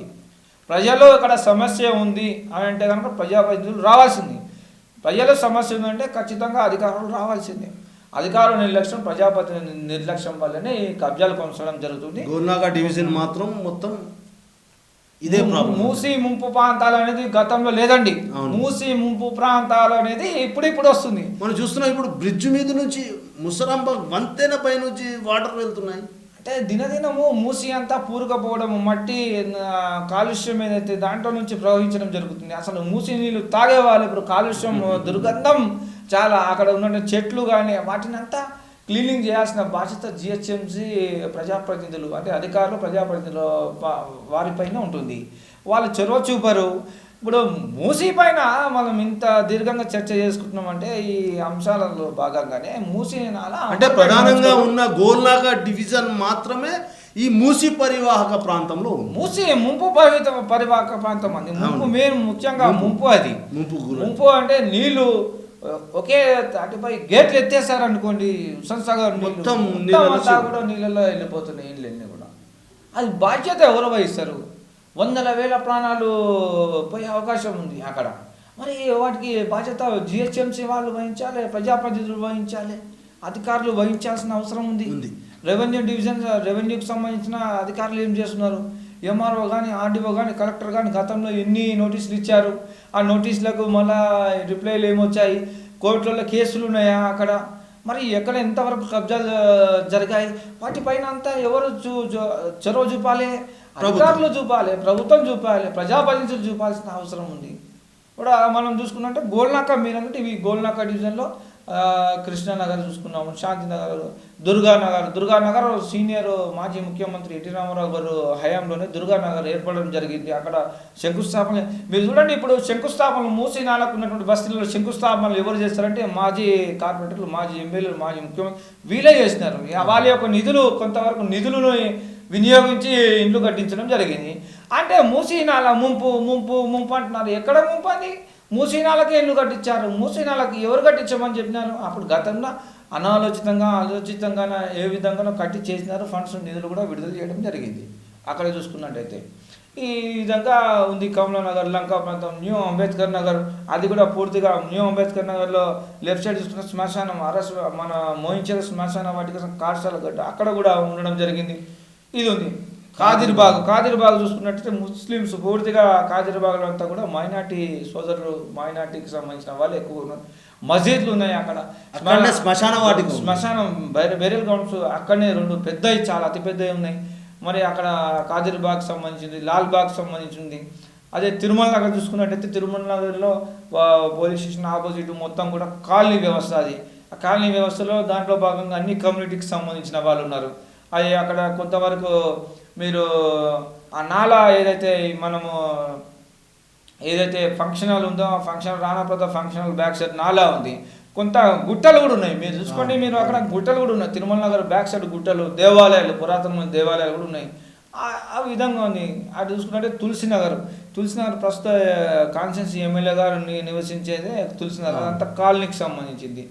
తర్వాత వెనక చూసుకున్నట్టయితే మనం వడ్డర్ బస్ ఉంది. వడ్డర్లు పూర్తిగా బీసీ సామాజిక వర్గం చెందిన వాళ్ళకి ఎక్కడ న్యాయం జరిగింది, ఎక్కడ అన్యాయం జరుగుతుంది, వాళ్ళ సమస్యలు ఏ విధంగా ఉన్నాయి, వాళ్ళ బీసీ కార్పొరేషన్ నుంచి నిధులు ఏ విధంగా వచ్చినాయి, వాళ్ళు ఏమైనా బీసీ కార్పొరేషన్ నుంచి నిధులే రావడం లేదు. నిధులు అన్ని ఒకటి నిధులు వినియోగించుకోవడం ప్రభుత్వం చెప్తుంది. వినియోగించుకోవడం కాదు, వాళ్ళకి వినియోగించుకోవడం తెలియదు. ఫస్ట్ ఆఫ్ ఆల్ అప్లికేషన్స్ ఇవ్వాల్సిన బాధ్యత ఎవరిది ఉందండి? ప్రజాప్రతినిధులు. లేదా నియోజకవర్గంలో ఎన్ని బీసీ కార్పొరేషన్ నిధులు వినియోగించారు? తులసినగర్లోనే కదండి బీసీ కార్పొరేషన్ ఆఫీస్ ఉంటుంది. మరి బీసీ కార్పొరేషన్ సంబంధించిన నిధులు నియోజకవర్గం వైజ్ చూస్తే ఎంతమందికి నిధులు వచ్చాయి? కొంతమంది ఏం చెప్తున్నారంటే బీసీ కార్పొరేషన్లో మేము అప్లికేషన్లు పెట్టుకున్నా కానీ ఇంతవరకు మాకు ఎలాంటి నిధులు రాలేదు అని. ప్రజాప్రతినిధుల చేతిలో ఉండదు. ముఖ్యంగా అప్లికేషన్లు ఆన్లైన్లో అప్లికేషన్ ఫిల్ చేసుకొని ఆన్లైన్లో చేశారు కొంతమంది.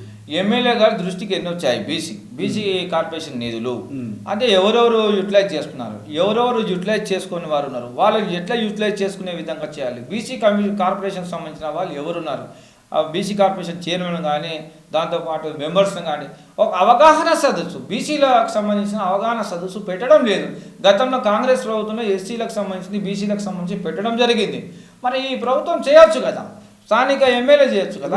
ఎమ్మెల్యే గారు కూడా బీసీ సామాజిక వర్గమే కదా. నేను అదే కుండ బద్దలు కొట్టి చెప్తున్నాను. బీసీలకు ఎక్కడ న్యాయం జరుగుతుందో అక్కడ న్యాయం జరగాలంటే బీసీలు ఎక్కువ శాతం అంబర్పేట నియోజకవర్గంలో ఉన్నారు. ఎక్కువ శాతం అంబర్పేట నియోజకవర్గంలో ఓటర్లంతా కూడా బీసీలు ఎక్కువ శాతం ఉన్నారు. మరి బీసీలకు ఎక్కడ న్యాయం జరిగింది, న్యాయం ఇప్పటికైనా చేస్తారా చేయరా అనేది కూడా రావాల్సినది ఎవరికి? ప్రజాప్రతినిధులు వాళ్ళే చెప్పాలి సమాధానం, వాళ్ళు చెప్పాల్సిన అవసరం ఉంది. అన్ని డివిజన్లో 5 డివిజన్లో దాంట్లో పాటు కమలా నగర్ కూడా ఉంది. అంటే ఎక్కడ చూసుకున్నా మనము బీసీ సామాజిక వర్గం అనేది స్పష్టంగా వెల్లడవుతుంది. బీసీలకు రానున్న ఎన్నికల్లో కూడా బీసీలకు పట్టం కట్టే అవకాశం ఉంది. మనం ఇప్పుడు అంబర్పేట డివిజన్ చూసుకున్నట్టయితే పటేల్ నగర్ అనేది పటేల్ నగర్ పూర్తిగా అంబర్పేట డివిజన్లో భాగంగా సిపిఎల్ క్వార్టర్స్ కానుకొని ఉంటుంది. ఇది కొంతవరకు చెట్లు, వాళ్ళ యొక్క ట్రైనింగ్ సెంటర్కి సంబంధించింది, పోలీస్ డిపార్ట్మెంట్కి సంబంధించింది. రాష్ట్రంలోనే సిపిఎల్ ఒక మొట్టమొదటి ట్రైనింగ్ సెంటర్. అటువంటిది పటేల్ నగర్ డివిజన్లో చూసుకున్నట్టయితే ఎక్కువ శాతం పోలీస్ కానిస్టేబుల్స్, హోమ్ గార్డ్స్ కానీ ఎస్ఐలు కానీ వీళ్ళు పోలీసులు విధుల నిర్వహణలో ఉండే పోలీసులంతా కూడా అక్కడనే పటేల్ నగర్ ప్రాంతంలో నివసిస్తున్నారు. అక్కడ చూసుకుంటే విభిన్న కులాలు, విభిన్న జాతులు, విభిన్న మతాలు, విభిన్న సంస్కృతులు కలవు అక్కడ పటేల్ నగర్లో. ఎందుకంటే అన్ని రాష్ట్రాలకు సంబంధించిన వారు ఉన్నారు అక్కడ. చెప్పాలంటే ఎక్కువ శాతం పటేల్ నగర్ ప్రాంతం, న్యూ పటేల్ నగర్ సంబంధించిన ముదిరాజుల సంఖ్య ఎక్కువగా ఉంది. ముదిరాజులు ఎక్కువ శాతం అక్కడ చూసుకుంటే బాపునగర్ తీసుకోవచ్చు. బాపునగర్ చూసుకున్నట్టయితే బాపునగర్ సంఖ్య పరిసర బాపునగర్ బస్తీల చుట్టుపక్కల పూర్తిగా కూడా ముదిరాజుల సంఖ్య ఎక్కువగా ఉంది. అదేవిధంగా మైనార్టీల సంఖ్య కూడా ఎక్కువగా ఉంది. మైనార్టీస్ ఎక్కువ శాతం అక్కడ ఉన్నటువంటి మసీదులు కానీ అక్కడ ఉన్నటువంటి ప్రార్థనా మందిరాలు కానీ చుట్టుపక్కల ఏవైతే ఆశీర్ ఖానాలు అవన్నీ కూడా ఉండడం జరిగింది. ఎంసీహెచ్ క్వార్టర్స్ పూర్తిగా ప్రభుత్వానికి సంబంధించింది. అక్కడ ఒక మెటర్నరీ హాస్పిటల్, ప్రభుత్వ ఆసుపత్రి, అవంతా కూడా అన్ని సామాజిక వర్గాలకు చెందిన ప్రజలు నివసిస్తున్నారు. అది చాలా సంవత్సరాల నుంచి ఉన్నటువంటిది మున్సిపల్ క్వార్టర్స్. దాన్ని అభివృద్ధి చేయాల్సిన అవసరం ప్రభుత్వం. పురాతనంగా మారినాయి భవనాలు. పురాతనం అంటే అభివృద్ధి చేయాల్సింది ఎవరు? ప్రజలు, ప్రజాప్రతినిధులు. ప్రజలు సమస్యలు ఎదుర్కొంటున్నప్పుడు ప్రజాప్రతినిధులు దృష్టికి తీసుకువెళ్ళిన తర్వాత కూడా వాళ్ళు అధికారుల దృష్టికి తీసుకెళ్ళి అవి ఏదైతే సమస్య ఉందో అక్కడ సమస్యని నివృత్తి చేయాల్సిన అవసరం ఉంది, పరిష్కరించాల్సిన అవసరం ఉంది. అంటే చాలా సంవత్సరాల నుంచి అక్కడ ఈ మున్సిపల్ క్వార్టర్స్ అనేది ఉండడం జరిగింది. అక్కడనే ఒకటి పాతగా ఒక బౌండరీ వాల్ లేపి మన వాటర్ సంబంధించిన కొంత భూమి కూడా ఉంది అక్కడ. వాస్తవం, ఎందుకంటే అది కూడా పురాతనంగా మారింది. అక్కడ పగుళ్ళు వచ్చినాయి. మీరు అన్నట్టుగా అక్కడ అదంతా పూర్తిగా శిథిలావస్థకు శిథిలావస్థలకు చేరుకున్నదంటే ప్రజాప్రతినిధులు దాని మీద చొరవ చూపట్లేరు. చొరవ చూపాల్సిన అవసరం ఎవరిపైన ఉంది? ప్రజాప్రతినిధులు, ఎంపీ గారి పైన, ఎమ్మెల్యే గారి పైన, కార్పొరేటర్ పైన, అధికారుల దృష్టికి తీసుకోవాలి. అలా కలెక్టర్, ఎంఆర్ఓ, ఆర్డీఓ వాళ్ళు పూర్తిగా ఏదైతే ఇది ప్రభుత్వ స్థలం ఉందో ఆ స్థలాన్ని కాపాడాల్సిన విధానంలో భాగంగానే కొన్ని ఫండ్స్ విధించి దాన్ని కాపాడాల్సిన అవసరం ఉంది. అది ఎవరు చేయాలండి? వీలే కదా, ప్రజాప్రతినిధులే కదా. అధికారుల దృష్టికి ఎప్పుడు పోతుంది? ప్రజల ద్వారా గెలిచి కూడా ఇలా చేస్తున్నారు. మళ్ళీ ఎంసీఎస్ కోర్టుకు సంబంధించింది ఇది. అక్కడ దుర్గానగరు, మూసినాల ప్రాంతానికి ఉన్నట్టు దుర్గానగరు అదంతా ఉంది. చెన్నారెడ్డి నగరు, ఏదైతే సిపిఎల్ క్వార్టర్స్, ప్రేమ్ నగరు, ఆజాద్ నగర్. ప్రేమ్ నగర్కు ముఖ్యంగా వచ్చేది ప్రధాన సమస్య. ఈ వర్షాలు పడ్డప్పుడల్లా ఇళ్లల్లోకి నీళ్ళు చేస్తాయి. అయితే దానికోసము మోహిని చెరువు నుంచి వచ్చే నీళ్ళన్నీ ప్రధాన నాళాల ద్వారా ఆ నాళాలు కింది నుంచి పోని పరిస్థితిలో మొత్తం నిండి పైనుంచి వాటర్ వెళ్ళి అన్ని ఇళ్ళు మొత్తం జలమయం అవుతాయి. గతంలో మనం చూసాము ఇంత లోతు వరకు మోకాల లోతు వరకు నీళ్ళు వస్తున్నాయని మీరే చెప్తున్నారు. వాస్తవం అది. ఎందుకంటే మీరు ముఖ్య పాత్ర పోషించేది మీడియా, పత్రికలు. కాబట్టి మీరు ఆ సమస్యల పైన చెవి చూసి దగ్గరికి వెళ్ళి మీరు ఆ లోతులో నీళ్ళలో దిగి చేయడం జరిగింది. కాబట్టి అది పెద్ద సమస్యని పూరించవలసిన బాధ్యత ప్రజాప్రతినిధులు, అధికారుల పైన ఉంటుంది. మరి మోయించారు నీళ్ళు ఏదైతే ప్రేమ్ నగర్కి వస్తున్నాయో దాన్ని ఏ విధంగా కట్టడి చేయగలుగుతాం? మరి దాంట్లో నుంచి నాళాలు ఇంకా వేరే ఏమైనా చేయడానికి ఆస్కారం ఉందా? కొత్త పైప్ లైన్లు వేసి ఆ నీళ్ళని మళ్లించే అవకాశం ఉందా? బాబునగర్లో ఒకటి బ్రిడ్జ్ కూడా కట్టారు ఇప్పుడు ఆ నీళ్లు కింది నుంచి పోవడానికి. కానీ అది ఏం చేశారంటే అటు సైడ్ ఏమో ఎత్తు లేపి ఇటు సైడ్ ఏమో లోతు చేశారు. అది పోయేది లోతు ఉండాలి, ఇటు పైన ఎత్తు ఉండాలి. అంటే గతంలో ఎవరైతే ప్రజాప్రతినిధులు వారి తప్పది. ఆ సమస్య ఉన్నదనేది మీరు రాయడము, మీరు న్యూస్ చేయడం అనేది వాస్తవం. అది మరి పట్టించుకోని ఎవరు? అధికారులు, ప్రజాప్రతినిధులే కదండి. మరి ప్రజలు సమస్యలు ఎదుర్కొంటున్నప్పుడు ఇప్పటికైనా చొరవ చూపి మీరు అన్నట్టుగా వెంటనే అక్కడ ఉన్నటువంటి స్థానిక ప్రజాప్రతినిధులు, కార్పొరేటర్ కానీ, ఎమ్మెల్యే కానీ, ఎంపీ కానీ వీళ్ళు వెంటనే మున్సిపల్ వారికి తెలియజేసి దానికి ఏదైతే లోతట్టు ప్రాంతాలు ఏవైతుందో రక్షించవలసిన బాధ్యత వీరిపైన ఉంది. లోతట్టు ప్రాంతాలు ఈ మూసి రివరు ఏదైతే అనుకున్నామో ఈ మోహించెరు నీళ్ళు ఏవైతే వస్తున్నాయో అనుకున్నామో వీటికి పూర్తిగా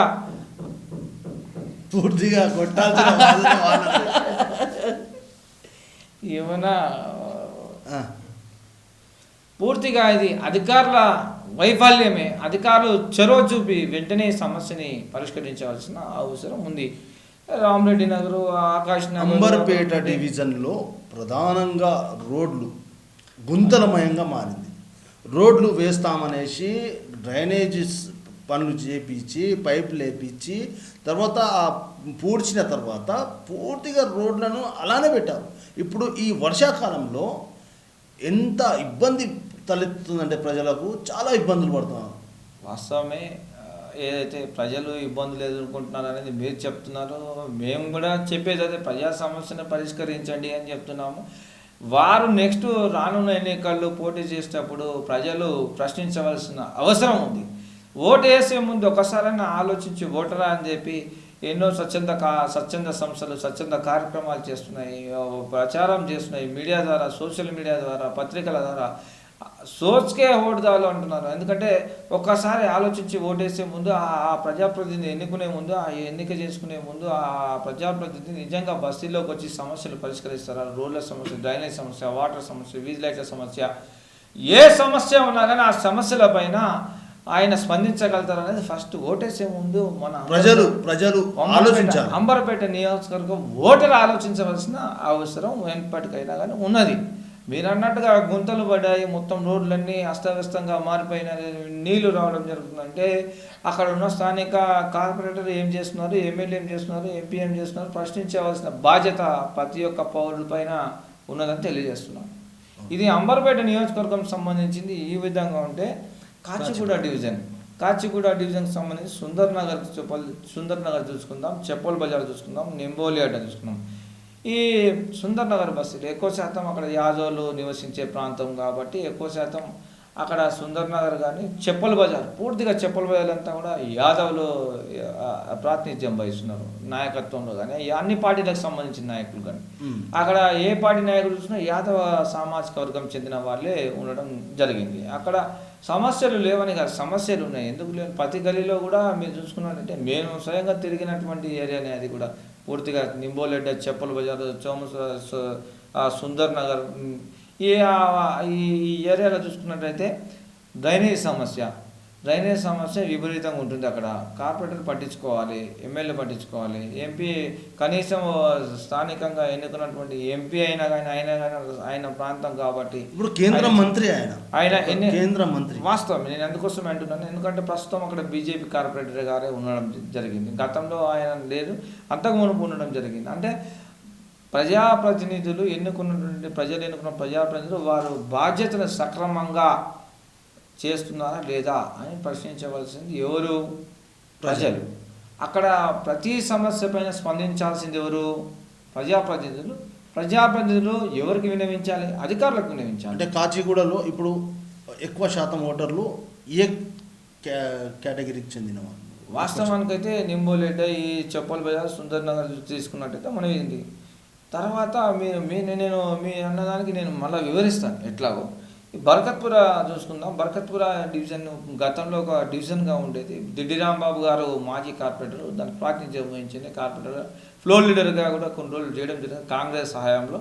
బర్కత్పుర డివిజన్లో చూసుకున్నట్లయితే ఈ ఆంధ్ర మహాసభకు సంబంధించిన ఒక కాలేజ్ ఉండడం జరిగింది, ప్రభుత్వానికి సంబంధించింది. కాలేజీలో బాగోగులు మెరుగులు, అదేవిధంగా వీరశైవ లింగాయతకు సంబంధించి వైశ్య హాస్టల్కి సంబంధించి మున్నూరు కాపు హాస్టల్స్ ఎన్నో ఈ బర్కత్పుర డివిజన్లో చాలా ఉండడం జరిగింది. ఇదంతా కూడా ఇప్పుడు కాచిగూడ డివిజన్గా మారిపోయింది.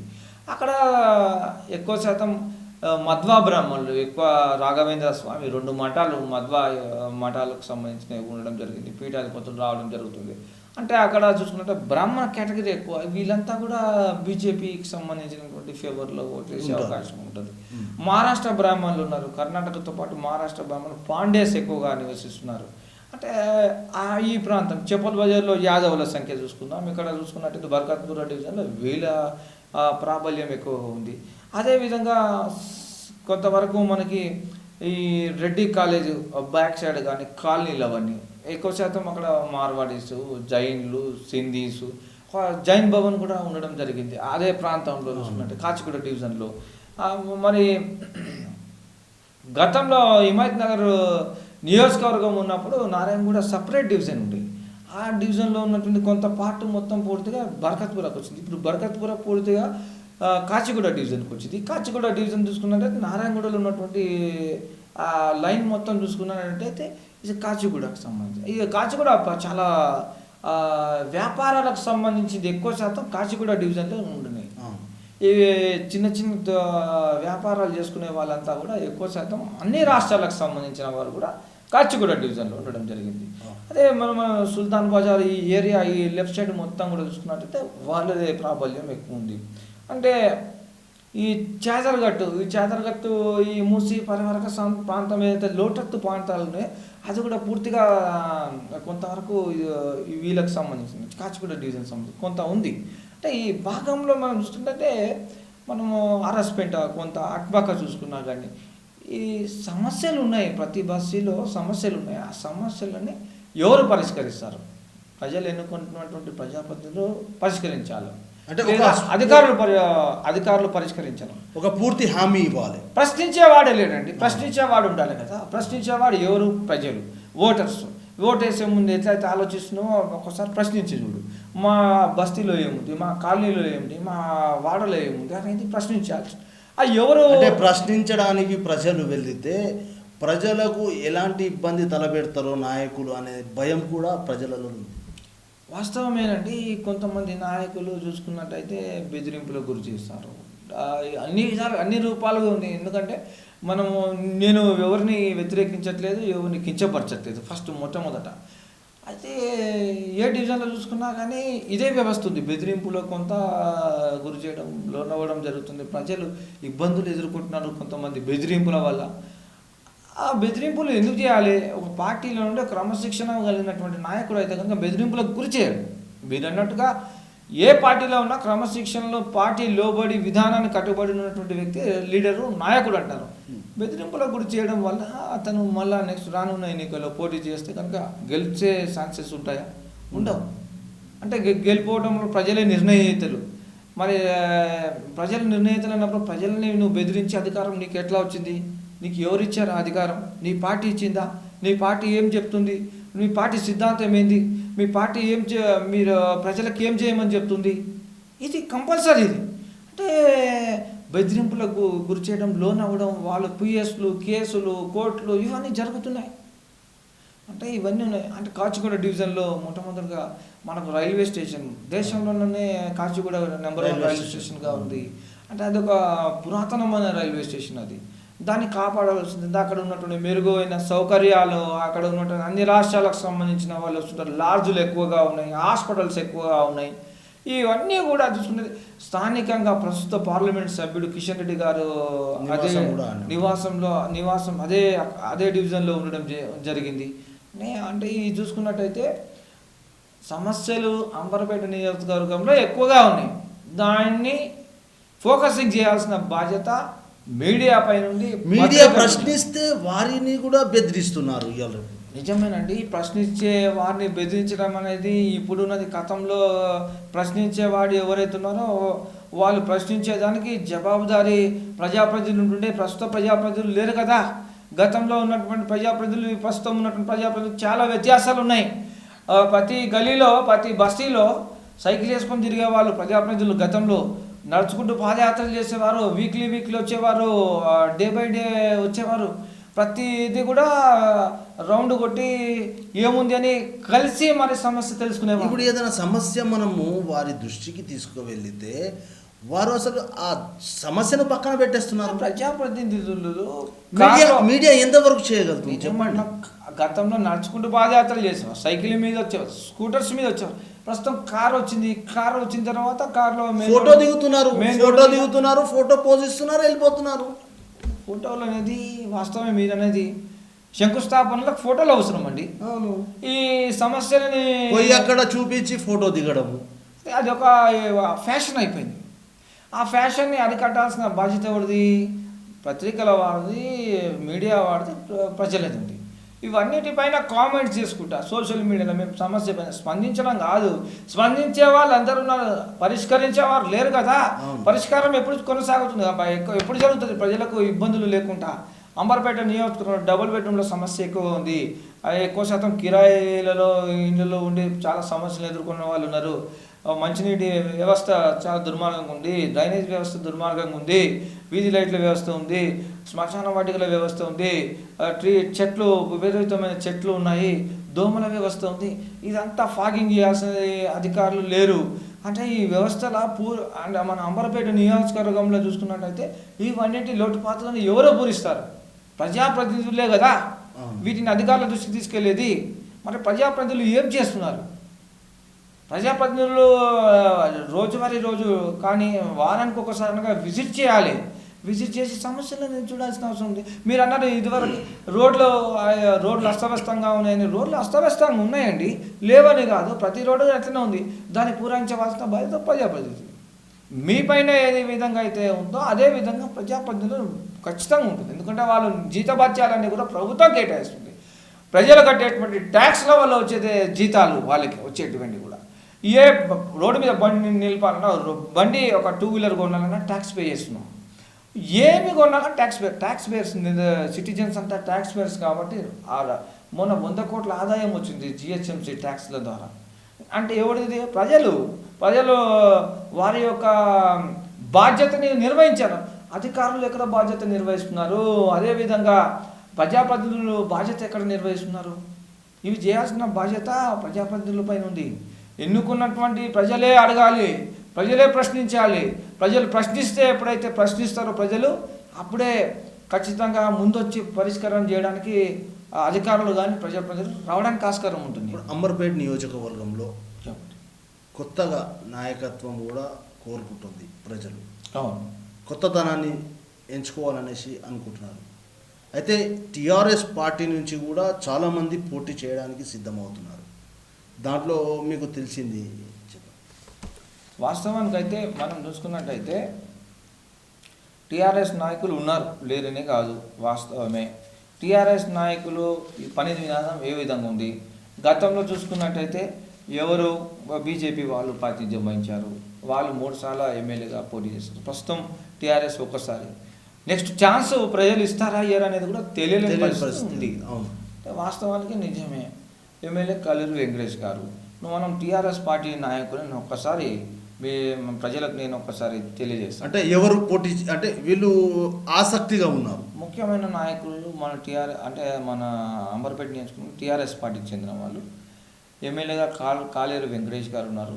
మాజీ మంత్రి శ్రీకృష్ణ యాదవ్ గారు. కృష్ణ యాదవ్ గారు బీజేపీలో వెళ్ళే అవకాశాలు ఉన్నాయని బలంగా వినిపిస్తున్నాయి. నేను వివరిస్తానండి. నేను ఎందుకు పూర్తిగా ఒకసారి టీఆర్ఎస్ నాయకులు ఎవరు, వారి యొక్క ఆధిపత్యం ఏముంది, ఎక్కడ ఉంది, వాళ్ళు ఓట్లు ఎక్కడ రాగలుగుతాయి, వాళ్ళు ఏం చేస్తున్నారు, ప్రజలలో తిరుగుతున్నారా లేదా, వాళ్ళు ప్రజా సమస్యను పరిష్కరిస్తున్నారా లేదా, నిధులు ఏవైతే వస్తున్నాయో దాన్ని వినియోగిస్తున్నారా సక్రమంగా, ప్రజలకు అందుబాటులో ఉన్నారా లేదా అనేది ఇప్పుడు మెయిన్ ఇంపార్టెంట్ ఇది.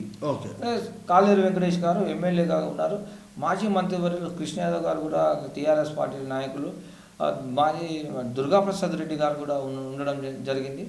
మాజీ ఎడ్ల సుధాకర్ రెడ్డి గారు, మాజీ కార్పొరేటర్ పులి జగన్ గారు, ఎక్కల కన్న గారు, గరిగంటి రమేష్ గారు, విజితారెడ్డి గారు, సులోచన గారు, గడ్డం భాస్కర్ గారు, చిట్టేడి నరసింహారెడ్డి గారు, జీవన్ గౌడ్ గారు, దూసరి శ్రీనివాస్ గౌడ్ గారు, మేరీ ప్రసాద్ గారు, మోర శ్రీరాములు గారు, జగ్గు యాదవ్ గారు, దిడి రాంబాబు గారు, రంగారెడ్డి మాజీ చైర్మన్ రంగారెడ్డి గారు, గిరిధర్ గౌడ్ గారు, డిపి పద్మావతి రెడ్డి గారు, ఆర్కే బాబు గారు, చంద్రమోహన్ ప్రెసిడెంట్ బాగంబూరు డివిజన్ ఆయన ప్రాతినిధ్యం వహించిన చందు గారు, తొలుపునూరు కృష్ణగౌడ్ గారు, థియేటర్ నరసింహారెడ్డి గారు, కనివేట నరసింహారావు గారు, కుంకుమ నరేందర్ గారు, అఫ్సర్ పటేల్ మైనార్టీ వర్గం చెందినటువంటి నాయకులు, అదేవిధంగా మిరియాల రవి గారు. వీళ్ళు టీఆర్ఎస్ నాయకులు. తెల్లారులేస్తే ప్రజల్లో ఉన్నారా లేరా, వీళ్ళు ఏం చేస్తున్నారు, అసలు ప్రజల వద్దకు ఎంత సమయం కేటాయిస్తున్నారు వీళ్ళు, ప్రజలతో ముఖాముఖి కానీ ప్రజలతో సమస్యలపైన ఎవరైనా తీసుకోవడం కానీ అధికారులకు చెప్పడం కానీ ఎంతవరకు వీళ్ళు ప్రజలలో ఉన్నారనేది వీళ్ళ పార్టీ వాళ్ళు తెలుసుకోవాల్సిన అవసరం ఉంది. నియోజకవర్గం వారిగా చూసుకుంటే వీళ్ళ నాయకులు. దూసరి లావణ్య గారు ప్రస్తుతం కార్పొరేటర్గా ఉన్నారు గోల్లాక డివిజన్ టీఆర్ఎస్ పార్టీ నుంచి వెళ్ళి. మరియు విజయ్ కుమార్ గౌడ్ గారు అంబర్పేట డివిజన్ నుంచి వెళ్ళి కార్పొరేటర్గా ఉన్నారు. వీళ్ళు ప్రాబల్యం ఎంతవరకు ఉంది ఆ డివిజన్లలో, ఆ 2 డివిజన్లలో ప్రజలు నిజమైన నాయకులు అంటున్నారా, మెచ్చుకుంటున్నారా, వాళ్ళు రానున్న ఎన్నికల్లో ప్రజలు వీళ్ళకే పట్టం కలుగుతారా, టీఆర్ఎస్ పార్టీకి ఓటు వేయగలుగుతారా అనేది ఒక్కసారి ఆలోచించుకోవాల్సిన అవసరం ఉంది. ఇది టీఆర్ఎస్ పార్టీకి సంబంధించిన లీడర్లకు సంబంధించి ఇది పూర్తి వివరాలు. బీజేపీ పార్టీకి సంబంధించిన గతంలో 3 సార్లు ఎమ్మెల్యేగా పోటీ చేసిన కిషన్ రెడ్డి గారు బర్కత్ కాచిగూడ డివిజన్లో ఉండడం జరిగింది. ఆయన స్థానికంగా ఆయన అంబర్పేట వాసి కాకున్నా కానీ ఆయన చాలా సంవత్సరాల నుంచి అంబర్పేటలోనే ఉండడం జరుగుతుంది కాబట్టి ఆయనకు కూడా ప్రజా సమస్యలు తెలుసు. బి వెంకటరెడ్డి గారు ఆయన బీజేపీ నాయకులు. వారితో పాటు వన్నం రమేష్ గారు, ఆయన మాజీ కార్పొరేటర్ గారు, ఏడెల్లి అజయ్ కుమార్ గారు, కృష్ణగౌడ్ గారు, కత్తుల సుదర్శన్ గారు, యశ్వంత్ గారు, చిట్టి శ్రీధర్ గారు, శ్యామ్రాజ్ గారు, మధు యాదవ్ గారు, సురేష్ యాదవ్ గారు, ఆనంద్ గౌడ్ గారు, గంగపుత్ర మల్లేష్ గారు, మిర్యాల శ్రీనివాస్ గారు, రామరెడ్డి గారు, సాంబశివ గౌడ్ మాజీ కార్పొరేటర్ గారు, మహేష్ గారు, టీఆర్టీ నరసింహవర్సి ప్రాతినిధ్యం వహించే వాళ్ళు నరసింగ్ గారు, అదేవిధంగా గోవర్ధన్ రెడ్డి గారు, డీడీ కాలనీ ప్రాతినిధ్యం వహించారు, కోడూరు సురేష్ గారు, గంగావోలి ప్రాతినిధ్యం వహించేవారు ఈ తురౌట్ నగర్ ఆ ఏరియాకు సంబంధించి, జమ్మి చెట్టు బాలరాజు గారు, బతుకమ్మకుంటకు సంబంధించిన అచ్చిని రమేష్ గారు, భాగంబర్పేట డివిజన్ వెంకటేష్ గారు, రఘునందన్ గారు, కంచ చంద్రశేఖర్ గారు, రమేష్ యాదవ్ గారు, సూర్యప్రకాష్ కాచిగూడ డివిజన్కి సంబంధించిన వ్యక్తి, మహేందర్ గారు, లక్ష్మణ్ ఎస్సీ మోర్చాకు సంబంధించిన వ్యక్తి, బుచ్చిరెడ్డి గారు, మధుసూదన్ విఎస్టీ మధుసూదన్కి సంబంధించినది. మెయిన్ ముఖ్యంగా సెంట్రల్ అధ్యక్షుడు అయిన గౌతమ్ రావు గారు, ఎస్సీ మోర్చాకు సంబంధించి శివకుమార్ గారు, మంగి శివకుమార్ గారు, వనారి రమ్య గారు, సబిత గారు, ఇతర మహిళా ఉమెన్ నాయకులు కూడా, వీళ్ళంతా కూడా బీజేపీ పార్టీకి సంబంధించిన వాళ్ళు ఉన్నారు. కార్పొరేటర్లు 3 ఉన్నారు. నల్లకుంట డివిజన్కి అమృత గారు, బాగంబర్పేట డివిజన్కి పద్మా వెంకటరెడ్డి గారు, కాచిగూడ డివిజన్కి ఉమా రమేష్ యాదవ్ గారు, ఈ 3 కూడా ప్రాతినిధ్యం వహిస్తున్నారు. అంటే టీఆర్ఎస్ పార్టీకి సంబంధించి 2 కార్పొరేటర్లు, బీజేపీ పార్టీకి సంబంధించి 3 కార్పొరేటర్లు. వీళ్ళు కూడా బీజేపీ పార్టీకి 3 కార్పొరేటర్లు ఉన్నారు కాబట్టి డివిజన్లో 5 కార్పొరేటర్లు కాబట్టి 5లో 3 వాళ్ళకి 2 వచ్చినా కానీ వీళ్ళు ప్రతిపక్షంలో ఉన్నా కానీ వీళ్ళు ఎంతవరకు ప్రజా సమస్యలను పరిష్కరించగలరు? ప్రజలకి 24 అవర్స్ అందుబాటులో ఉన్నారా లేదా? ఏ రాత్రి వర్షం వచ్చినా కానీ, కరెంటు పోయినా కానీ, కరెంటు వ్యవస్థ కానీ, చెట్లు పడిపోవడం కానీ, ఎవరు వచ్చినారు ప్రజలకు, ఎవరు వెనుదనుగా ఉన్నారు అంటే వీళ్ళు ఎంతవరకు ఉన్నారని వీళ్ళ నాయకత్వం ప్రశ్నించుకోవాల్సిన అవసరం ఉంది. నెక్స్ట్ ఎమ్మెల్యేగా పోటీ చేస్తే బీజేపీ గెలుస్తుందా గెలవలేదా వాళ్ళకే వాళ్ళు తెలుసుకోవాల్సిన అవసరం ఉంది. అది కాంగ్రెస్కి సంబంధించిన నాయకులు ఆర్ లక్ష్మణ్ యాదవ్ గారు, శంభుల శ్రీకాంత్ గౌడ్ గారు, జ్ఞానేశ్వర్ గౌడ్ మాజీ కార్పొరేటర్ బాగంబర్పేట డివిజన్ గారు, పి నారాయణ స్వామి గారు మాజీ కార్పొరేటర్ బాగంబర్పేట డివిజన్, అజయ్ కుమార్ గారు తిలక్ నాయుడుకి సంబంధించిన వాళ్ళు, ధనుంజయ్ గారు, డాక్టర్ ధనుంజయ్ గారు, వాళ్ళు కూడా సేవలు ఎన్నో కార్యక్రమాలు చేస్తుంటారు. చాలామందికి వాళ్ళకి సొంత ఆసుపత్రి ఉండడం, బాగంబర్పేట డివిజన్ వారు పూర్వీకులు. అదేవిధంగా కోటం అనిల్ కుమార్ గారు యూత్ కాంగ్రెస్ నాయకులు, మోతా రోహిత్ గారు యూత్ కాంగ్రెస్ నాయకులు, లక్పతి యాదవ్ గారు, అదేవిధంగా కాంగ్రెస్ లక్ష్మణ్ గారు, సద్దాం గారు ఎన్ఎస్విఐ, ఈ విధంగా వీళ్ళు కాంగ్రెస్ నాయకత్వం వహించే వ్యక్తులు వీళ్ళు ఉన్నారు. మరి కాంగ్రెస్ నుంచి ఎవరు పోటీ చేసినా కాంగ్రెస్ ఎంతవరకు ఉంది? 5 డివిజన్లలో అంబర్పేట నియోజకవర్గంలో కాంగ్రెస్ పార్టీ ఎందుకు అదైపోయింది, కనుమరుగైపోయింది? వాస్తవానికి కాంగ్రెస్ పార్టీ కనుమరుగు కావడానికి అనేది లేదు, కానీ ఉన్న వాస్తవం చెప్పాలంటే కాంగ్రెస్ పార్టీ నాయకత్వం ఏదైతే పైనుంచి ఏదైతే నాయకత్వం కింది దాకా ఉంటుందో, అంటే వాళ్ళు ఏదైతే డిసైడ్ చేస్తారో దానిని వీరు ప్రజల్లోకి తీసుకువెళ్ళాల్సిన బాధ్యత ఉంటుంది. మరి గతంలో కాంగ్రెస్ ప్రభుత్వం రాజశేఖర రెడ్డి గారు 2 సార్ల ప్రభుత్వాన్ని ఏర్పాటు చేయడం జరిగింది ఉమ్మడి ఆంధ్రప్రదేశ్ రాష్ట్రం ఉన్నప్పుడు. మరి కార్పొరేటర్లు కూడా పూర్తిగా కాంగ్రెస్కి సంబంధించిన వాళ్ళు ఉంటాయి. మరి ప్రస్తుతం లేదంటే స్టేట్ బైఫర్కేషన్ తర్వాత పరిణామాలు కొన్ని చేంజ్ అవ్వడం చేత టీఆర్ఎస్ ప్రభుత్వం రావడం జరిగింది. కొంతవరకు మొన్న ఎలక్షన్స్లో 48 సీట్లు బీజేపీ రావడం, 50 సీట్లు టీఆర్ఎస్కి రావడం, మళ్ళీ 50 సీట్లు ఎంఐఎంకి రావడం జరిగింది. అంటే కాంగ్రెస్ దినదినం మీరు అన్నట్టుగా ప్రాబల్యం తగ్గుతుంది అనేది వాస్తవమే. నాయకుల లోపం వల్లనే ప్రాబల్యం తగ్గుతుంది. వి హనుమంతరావు గారు నేషనల్ లీడర్, మాజీ రాజ్యసభ సభ్యులు, ఆయనకు పట్టున్నటువంటిది అంబర్పేట అంటే వి హనుమంతరావు అంటే అంబర్పేట అనేది ఢిల్లీలో ఒక ముద్రగా పడిపోయింది. నాయకత్వం వహించే వాళ్ళు, నిజమైన నాయకత్వం వహించే వాళ్ళు నిజంగా చెప్పాలంటే అంబర్పేట మొత్తం కూడా కాంగ్రెసే ఉంటుంది. ఇప్పటి వరకు చూస్తుంటే సమస్యలు ఎన్నో వాళ్ళు కూడా పరిష్కరించారండి. కాంగ్రెస్ వాళ్ళని అన్నికి లేదు. అక్కడ మాజీ పార్లమెంట్ సభ్యులు అంజన్ కుమార్ యాదవ్ గారు సమస్యను పరిష్కరించినారు. చేయలేదని మనం చెప్పుకోవడానికి లేదు. అంటే వాళ్ళు చొరవ చూపి ప్రజలలో ఏ సమస్యలు ఉన్నాయి, ఏం బాగోగులు ఉన్నాయని వాళ్ళే తెలియజేసుకోవాల్సిన అవసరం ఉంది. గట్టు రామచంద్రరావు గారు ఇప్పుడు వైఎస్ఆర్టీపీ నుంచి వెళ్ళి ప్రాతినిధ్యం వహిస్తున్నారు. ఆయన కూడా బాగంబర్పేటలోనే నివాసం ఉంటుంది. బీఎస్పీ పార్టీ సంజీవాచారి మహేష్ గారు, ఇతర నాయకులు, సిపిఎం పార్టీ ఎం మహేందర్ గారు, డిఎల్ మోహన్ గారు, మైసయ్య గారు, రైస్ గారు వీళ్ళు ఉన్నారు. సిపిఐ పార్టీ గెల్వయ్య గారు, యాదగిరి గారు, శ్రీను గారు ఉన్నారు. ఎన్సీపీ నుంచి సురేందర్ గౌడ్ గారు, శివసేన నుంచి సుదర్శన్ గంగాపుత్ర, ఆప్ నుంచి శ్రీధర్రావు గారు, టీడీపీ నుంచి బిల్డర్ ప్రవీణ్ గారు, నదీం గారు, లోక్సత్తా నుంచి మెట్ల జగన్మోహన్ గారు, వీళ్ళంతా ఉన్నారు. నేనేమంటున్నా అంటే వీళ్ళంతా కూడా మళ్ళా పోటీలో ఉన్నటువంటి వ్యక్తులే, నేను చెప్పినటువంటి వ్యక్తులంతా కూడా అంబర్పేట నియోజకవర్గం నుంచి పోటీ చేసే వ్యక్తులే వీళ్ళు. అంటే వారి యొక్క ప్రాబల్యం కాపాడుకోవాలి, వారి యొక్క పార్టీని కాపాడుకోవాలి అనేది వాళ్ళకు దృఢ సంకల్పం. అంటే ఇప్పటి నుంచే ప్రజలలోకి వెళ్ళి ప్రజా సమస్యలను పట్టించుకొని ఆ సమస్యను పూర్తి చేసిన తర్వాతనే ఈ రానున్న ఎన్నికలు కీలకంగా మారబోతున్నాయి. అంబర్పేట నియోజకవర్గంలో రాబోయే ఎమ్మెల్యే ఎన్నికలు చాలా కీలకంగా మారిపోతున్నాయి. ఈ సమస్యలను పరిష్కరించే వరకు ప్రజలు కూడా ఓట్ల ద్వారా బుద్ధి చెప్తామనేసి కొంతమంది చెప్తున్నారు. నిజమేనండి, మీరు అన్నది వాస్తవమే. ఎందుకంటే ప్రజలు చాలా అవగాహన రహితంతో లేరు. అవగాహనతో ఉన్నటువంటి ప్రజలు ఇప్పుడు ప్రస్తుతం అవును. సోషల్ మీడియా వచ్చినాక చాలా అవగాహన పెరిగింది. ప్రతిదీ కూడా సమస్య ఏమున్నా కానీ ఏ అధికారిక అయినా ఏ రాజకీయ నాయకుడికైనా ఏ ప్రజాప్రతినిధి సోషల్ మీడియా ఒక వాట్సాప్ ద్వారా సమస్యని పూర్తిగా వాట్సాప్లో బిగించి సమస్యని టైప్ చేసి వెంటనే పంపించడం జరుగుతుంది. కానీ స్పందనలో అధికారులది స్పందించడం చాలా తక్కువగా ఉంది, ప్రజాప్రతినిధులది తక్కువగా ఉంది, రాజకీయ నాయకులది తక్కువగా ఉంది. ప్రజలు ఏమంటున్నారంటే నిజమే, వాస్తవమే, మా సమస్యలు ఎవరు పరిష్కరిస్తారో వాళ్ళకే ఓటేస్తామని వాళ్ళకి ఇప్పుడు మోటివేట్ సోషల్ మీడియా ద్వారానే జరిగింది. వాళ్ళు అదేవిధంగా గతంలో 3 సార్లు చేసిన ఎమ్మెల్యే కిషన్ రెడ్డి గారు ఒక 1000 ఓట్లతో తేడాతోనే ఓడిపోవడం జరిగింది. అంతకంటే మునుపు 60-70 వేల ఓట్ల మెజార్టీతో ఉండే 2014, 2018 1000 ఓట్ల తేడాతోనే ఓడిపోవడం జరిగింది. కారణం ఎందుచేత? కారణం ఏంది? వైఫల్యం ఎక్కడుంది, లోపం ఎక్కడుంది అనేది వాళ్ళు అంతర్మర్థం చేసుకోవాల్సిన అవసరం ఉంది.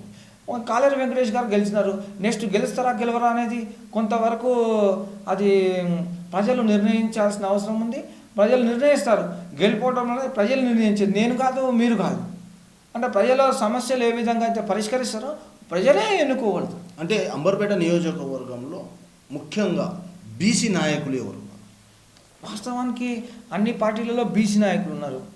మాజీ కార్పొరేటర్లు పులిజగన్ అయినా కానీ, పద్మావతి రెడ్డి గారు కానీ, మరియు ఎక్కల కన్నయ్య యాదవ్ గారు కానీ, గరిగంటి రమేష్ గారు కానీ, వీళ్ళంతా మాజీ కార్పొరేటర్లు. మరి ప్రస్తుతం కార్పొరేటర్ హస్బెండ్ శ్రీనివాస్ గౌడ్, దూసరి శ్రీనివాస్ గౌడ్ గారు వీళ్ళందరికీ ఇంట్రెస్ట్ ఉంది ఎమ్మెల్యేగా పోటీ చేయాలని. ఎమ్మెల్యేగా పోటీ చేయాలంటే వీళ్ళు ఎంతవరకు ప్రజల్లో చొచ్చుకుపోయారు, మాజీ కార్పొరేటర్లుగా ఉన్నటువంటి వ్యక్తులు రేపు ఎమ్మెల్యేకి అర్హత ఉందా లేదా అనేది వాళ్ళు ఒకసారి ఆలోచించుకోవాల్సిన అవసరం ఉంది. ప్రస్తుత కార్పొరేటర్ల హస్బెండ్ శ్రీనివాస్ గౌడ్ గారు అయినా కానీ ఆయన అర్హత ఉందా లేదని ఒక్కసారి ఆలోచించుకోవాల్సిన అవసరం ఉంది. నిజంగా యూత్కి అనేది వాస్తవమే, యూత్ని ప్రిఫరెన్స్ ఇస్తున్నారు. అంటే ఇప్పుడు అంబర్పేటలో ప్రధానంగా నడిచే చర్చ కూడా ఇదే నడుస్తుంది. ఒక యువ నాయకత్వం వస్తే బాగుంటుంది టీఆర్ఎస్ పార్టీలో అనేసి కూడా చర్చ నడుస్తుంది. వాస్తవమే, యువ నాయకత్వం రావాలని కోరుకుంటున్నారు, వాస్తవమే. దానికి అందరూ కూడా ప్రజలంతా కూడా హర్షిస్తారు. యువతకి ప్రోత్సాహం ఇస్తే కనుక భవిష్యత్ భావితరాలకు కూడా యువత మేల్కొల్పు అవుతుంది. ఎందుకంటే రాబోయే సీఎం కూడా యువ నాయకుడు కాబోయే అవకాశాలు ఉన్నాయి. మన కేటీఆర్ గారు అయ్యే అవకాశాలు ఉన్నాయి. అయితే అలానే ఈడ అంబర్పేటలో కూడా ఒక యువ నాయకత్వం కావాలనేసి అంటున్నారు. నేనేమంటున్నాను, యువత రావాలి అనేది వాస్తవమే, యువత మేల్కోవాలి అనేది వాస్తవమే కదా. ఫస్ట్ యువతని మేల్కొల్పాల్సిన అవసరం ప్రజాప్రతినిధులపై ఉంది. యువత ఎస్సీ కార్పొరేషన్లు కానీ, బీసీ కార్పొరేషన్, మైనార్టీ కార్పొరేషన్, బ్రాహ్మణ కార్పొరేషన్ కానీ, ఈబీసీ, ఓబీసీ ఎల్లునే ఆ నిధులన్నీ కూడా యువతకి కేటాయించింది. ఎక్కడ కేటాయించరు? అవి వాళ్ళకు ఆడుకోవడానికి ఏదైతే క్రికెట్ కిట్లు, ఎలక్షన్ మూమెంట్లు పంచడం, దానికంటే ముందు పంచడం, ఇవన్నీ జరుగుతున్నాయి. వాళ్ళకి యువత తప్పుదోవ పడకుండా చూడవలసిన బాధ్యత ఒక యువ నాయకుడి పైన ఉంటుందండి.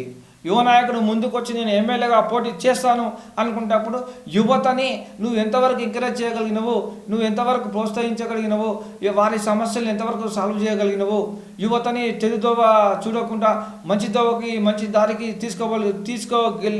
వెళ్ళినవా లేదా, వాళ్ళకి ఏ విధంగా ఆసరైనవు, వాళ్ళకి ఏ సమస్యలపైన నువ్వు సమయం కేటాయించను అనేది వాస్తవం. అది రావాల్సింది ఉంది. యువత అన్ని పార్టీలలో ఉంది. ఇప్పుడు మీకు కాంగ్రెస్ నుంచి చూసుకోండి, నృత్య శ్రీకాంత్ గారు పోటీ చేస్తావు. యువత నాయకులు, యువతరం కోరుతున్నారు. వాస్తవమే, రేవంత్ రెడ్డి గారు పిసిసి అధ్యక్షుడు, కొత్తగా నూతనంగా ఎన్నికైనటువంటి యువతకి బాధ్యతలు అప్పచెప్తే కనుక ఖచ్చితంగా బాగుంటుంది. నేను ఒక యువతగా అని చెప్పట్లేదు, ప్రజలు ఏవైతే అనుకుంటారో నేను ఆ విధంగానే నేను వినవించగలుగుతున్నాను. యువతకి ఇవ్వాల్సింది వాస్తవమే మీరు అన్నట్టు, నేను దాన్ని ఒప్పుకుంటున్నాను. బీజేపీ పార్టీలో యువత ఉంది, యువ మోర్చా ఉంది బీజేపీ పార్టీలో. ఎందుకు లేదండి, అన్ని పార్టీలలో యువత ఉంది. అదేవిధంగా యువతలో భాగంగా ఒక మహిళ కేటాయించండి. మహిళా నాయకులు, అన్ని పార్టీలలో మహిళా నాయకులు ఉన్నారు. ప్రస్తుతం మహిళలకి ఎక్కువ అంటే ఇప్పుడు రాబోయే ఎన్నికల్లో కిషన్ రెడ్డి గారి సతీమణి కూడా పోటీ చేసే అవకాశాలు ఉన్నాయనేసి వార్తలు. ఒకటండి, గతంలో త్రికోణం పోటీ ఉండేది మన అంబర్పేట నియోజకవర్గంలో. ఇటు బీజేపీ, ఇటు టీఆర్ఎస్, ఇటు కాంగ్రెస్ త్రికోణం పోటీ ఉండేది. ఇప్పుడు త్రికోణం పోటీగా ఉంది. కాంగ్రెస్ అనేది దినదినం ప్రాబల్యం తగ్గడం చేత ఎక్కువ శాతం కాంగ్రెస్ నాయకులు టీఆర్ఎస్లోనే ఇప్పుడు ప్రస్తుతం ఉన్నారు కాబట్టి మాజీ కార్పొరేటర్లు వాళ్ళంతా ఉన్నారు కాబట్టి కొంతవరకు తగ్గింది కాంగ్రెస్ ప్రాబల్యం.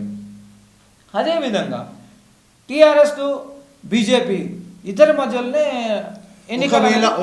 ఒకవేళ అంబర్పేటలో మైనార్టీగా ఎంఐఎం నిలబడితే ఎలా ఉండబోతుంది? మొదట అంబర్పేట నియోజకవర్గంలో బీసీలకి ఎక్కువ శాతం ఓటింగ్ శాతం ఉంది. ఎవరు పోటీ చేసినా బీసీఏ పోటీ చేస్తే కనుక చేయదలిసిన వాళ్ళైతే బాగుంటుంది. ఎందుకంటే గతంలో చూసుకున్నట్లయితే కిషన్ రెడ్డి గారు 3 సార్లు పోటీ చేసినప్పుడు ఆయన ఓకే కొంతవరకు ఆయనకు ప్రాబల్యం ఉండేది. ఆయన 4వసారి పోటీ చేస్తే 1000 ఓట్ల మెజార్టీతోనే తగ్గింది ఆయనది. బీసీ అయినటువంటి ప్రస్తుత ఎమ్మెల్యే మరి బీసీలంతా అక్కడ పార్టీల నుంచి ఉన్నా కానీ ఇక్కడ కొంతవరకు సపోర్ట్ చేస్తుంది. ఏ పార్టీలో బీసీలు ఒక యూనిటీ అంటే అంబర్పేటలో ఒక బీసీ యూనిటీ అనేది ఉంది. ఎవరు నించున్నా కానీ బీసీ ఆ బీసీ అనే నినాదం వస్తుంది.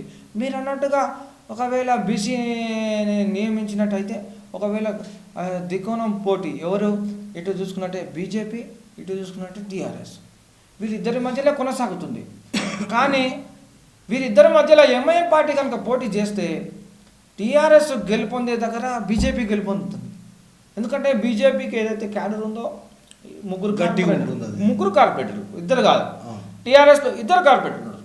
మాజీ కార్పొరేటర్లు అంతా కూడా టీఆర్ఎస్ పార్టీలో ఉన్నారు. మరి మాజీ కార్పొరేటర్లు ఎంతవరకు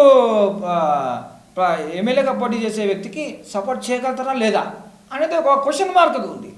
మరి ఒకవేళ చేసినా కానీ ఇటుపక్క వీళ్ళు 3 కార్పొరేటర్లు సపోర్ట్ చేసి వాళ్ళ యొక్క క్యాండిడేట్ని గెలిపించే ప్రయత్నం చేసినా కానీ మైనార్టీ ఓట్లు కీలకంగా ఉన్నాయి. మైనార్టీ ఓట్లు అంబర్పేట నియోజకవర్గంలో ఒక గతంలో కూడా కాంగ్రెస్ ఫరీదుద్దీన్ గారిని రంగంలో దింపడం జరిగింది. 2014లో మైనార్టీ నాయకులు ఫరీదుద్దీన్ గారు కూడా పోటీ చేయడం జరిగింది. అంటే మైనార్టీ ఓట్లు కీలకంగా ఎంఐఎం పార్టీ పోటీ చేస్తే కనుక మైనార్టీ ఓట్ల వల్ల ఎక్కువ శాతం బీజేపీకి లాభం చేకూర్చే అవకాశం ఉంది. మైనార్టీ నుంచి ఎంఐఎం పార్టీ పోటీ చేయని పక్షంలో మైనార్టీ ఓట్లన్నీ ఒకవేళ కాంగ్రెస్ నుంచి కూడా ఒక మైనార్టీ నాయకత్వం నిలబడితే మైనార్టీ నాయకత్వం ఒకవేళ కాంగ్రెస్ నుంచి నించోబెట్టినా కానీ కాంగ్రెస్కు రావాల్సిన ఓట్లు కాంగ్రెస్కి వస్తాయి, మైనార్టీ ఓట్లు కూడా కాంగ్రెస్కి వస్తాయి. అట్లయినా కానీ మైనార్టీ అనేది కీలకం కదండి. అంబర్పేట నియోజకవర్గంలో మస్జిద్లు ఎక్కువ ఉన్నాయి. మీరు కరోనా సమయంలో గతంలో చూసాము శ్మశాన వాటిక కోసం ఒక స్థలం కూడా కేటాయించామనేసి ఎమ్మెల్యే గారు చెప్పారు. వాస్తవం. కానీ ఇంతవరకు పనులు ఎక్కడ రూపొచ్చాయి అనేది పూర్తి స్థాయిలో రాలేదు. ఇంకా వాస్తవమే మీరు అన్నట్టుగా మైనార్టీ సోదరులకి నియోజకవర్గంలో శ్మశాన వాటికలు చాలా తక్కువగా ఉంది. స్పేసు తక్కువ ఇబ్బంది పడుతున్నారు. మొన్న ఎమ్మెల్యే గారి దృష్టి తీసుకెళ్ళి దాని మీద చాలా చర్చలు నడుస్తున్నాయి. పత్రికలలో, ఛానళ్లలో, సోషల్ మీడియాలో చాలా విపరీతంగా రావడంతో ఎమ్మెల్యే గారు చొరవ చూపి అధికారులతో మాట్లాడి 3 ఎకరాల భూమిని కూడా మైనార్టీలకు కేటాయించారు. అటువంటిప్పుడు మైనార్టీలు టీఆర్ఎస్ ఫేవర్లో కూడా ఉండొచ్చండి. మనం అంటే పూర్తి స్థాయిలో ఇంకా రాలేదు కదా. వాస్తవమే. ఇప్పుడు పూర్తి స్థాయిలో తెస్తే బాగుంటుండే అనేసి ఒకటి. ఇప్పుడు ప్రజలలో చర్చ నడిచేది ఓన్లీ ఇది ఎలక్షన్ల ముందు ఇలా చెప్తున్నారు, మళ్ళీ ఇచ్చిపెట్టేస్తున్నారు. అంటే మమ్మల్ని ఒక కీలు బొమ్మలాగా మమ్మల్ని వాడుకొని ఇచ్చిపెట్టేస్తున్నారు. ఓట్లు అప్పుడేమో మాకు శ్మశాన వాటిక ఇస్తా అంటున్నారు, ఓట్లు వేసిన తర్వాతనేమో మా సమస్యను పట్టించుకుంటలేరు. ఇప్పుడేమో స్థలం చూపించారు, కానీ దాని వర్క్ ఎంతవరకు వచ్చింది? పూర్తి స్థాయిలో ఒక మీడియా సమావేశం ఎమ్మెల్యే గారు ఏర్పాటు చేసి చెప్పాల్సిన బాధ్యత ఎంతైనా ఉంది కదా అంబర్పేట ప్రజలకు. వాస్తవమేనండి, మీరు అన్నది కరెక్టే. వాస్తవం మీరు అన్నది. ఎమ్మెల్యే గారు 3 ఎకరాలు కేటాయించినానన్నారు. తర్వాత దాని పరిస్థితులు ఏందనేది మీడియా పత్రికలే పట్టించుకోవాల్సిన అవసరం ఉంది. మైనార్టీ సోదరులు వెళ్ళి అడగాల్సిన అవసరం ఉంది. ఎందుకంటే ఈ 3 ఎకరాలు ఏ విధంగా కేటాయించిన వక్ఫ్ బోర్డుకి సంబంధించిందా, జిహెచ్ఎంసీకి సంబంధించిందా, రెవెన్యూ డిపార్ట్మెంట్, వాటర్ వర్క్స్ సంబంధించిన అంటే ఈ కోణాలతో చూసుకుంటే వర్క్ ఎంతవరకు వచ్చింది అనేది ప్రశ్నించే వాళ్ళు మైనార్టీ సోదరులే. ఎందుకంటే మైనార్టీకి సంబంధించిన అంశం కాబట్టి మైనార్టీ సోదరులు ప్రశ్నిస్తే బాగుంటుంది. దాని మీద ఒకవేళ ఈ ఎన్నికల లోపు ఒకవేళ శ్మశాన వాటిక రాకపోతే టీఆర్ఎస్కు కూడా ఇది చాలా మైనస్. వాస్తవానికి మైనార్టీ సోదరులకు చాలా నియోజకవర్గంలో ఇబ్బంది కలిగించే ఒక ప్రధానమైన సమస్య శ్మశాన వాటిక అండి. ఆ శ్మశాన వాటిక కేటాయించడంలో విఫలమైనారనుకోండి ప్రభుత్వం తరఫున, వాళ్ళకే నష్టం జరుగుతుంది. వాళ్ళు నష్టం చేసుకుంటానంటే వాళ్ళ చేతులతోనే నష్టం చేసుకుంటారు. అది నష్టం ఒకవేళ వాళ్ళకి ఇచ్చారనుకోండి, ఖచ్చితంగా ఈ మైనారిటీస్ మాత్రం ఖచ్చితంగా టీఆర్ఎస్ వైపే ఉంటుంది. ఎందుకంటే వాళ్ళకు ఉన్న ఒకటే ఒక కోరిక శ్మశాన వాటిక. వాస్తవానికైతే వాళ్ళ ప్రధానమైన సమస్య అని చెప్పాను నేను. ప్రధాన సమస్యను ఎవరైతే పరిష్కరిస్తారో వాళ్ళకే ఓట్లు ఇస్తారు.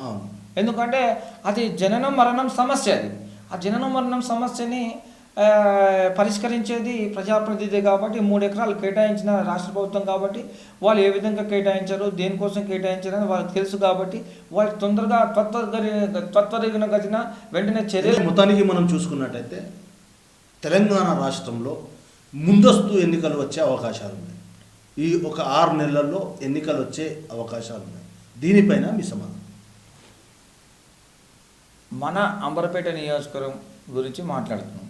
వాస్తవానికి ఈ నియోజకవర్గం లోతుపాతులు, విస్తీర్ణం ఎంత, ప్రజలు ఏ విధంగా ఉన్నారు, ప్రజా సమస్యలు ఏ విధంగా ఉన్నాయి, దాంట్లో భాగంగా ఎవరిని ఎన్నుకుంటారు రానున్న ఎన్నికలు అనేది ప్రధానమైంది అంశం.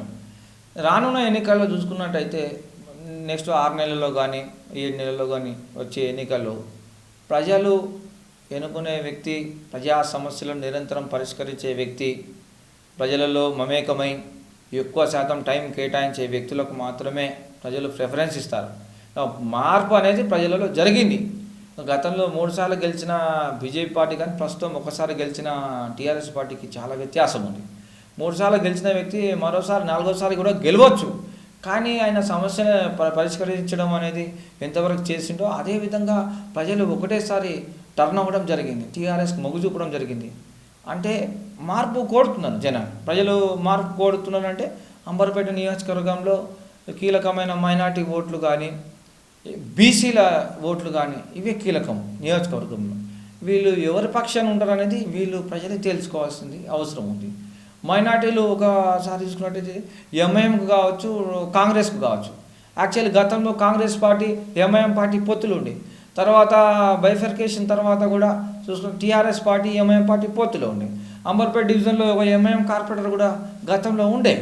మరి సుదీర్ఘమైనటువంటి ఈ అంబర్పేట నియోజకవర్గం పైన మనం చర్చ చేస్తున్నాం కాబట్టి ఈ చర్చలో భాగంగా ఎన్నికలు అనేది కూడా ఒక ప్రధాన ఎజెండా.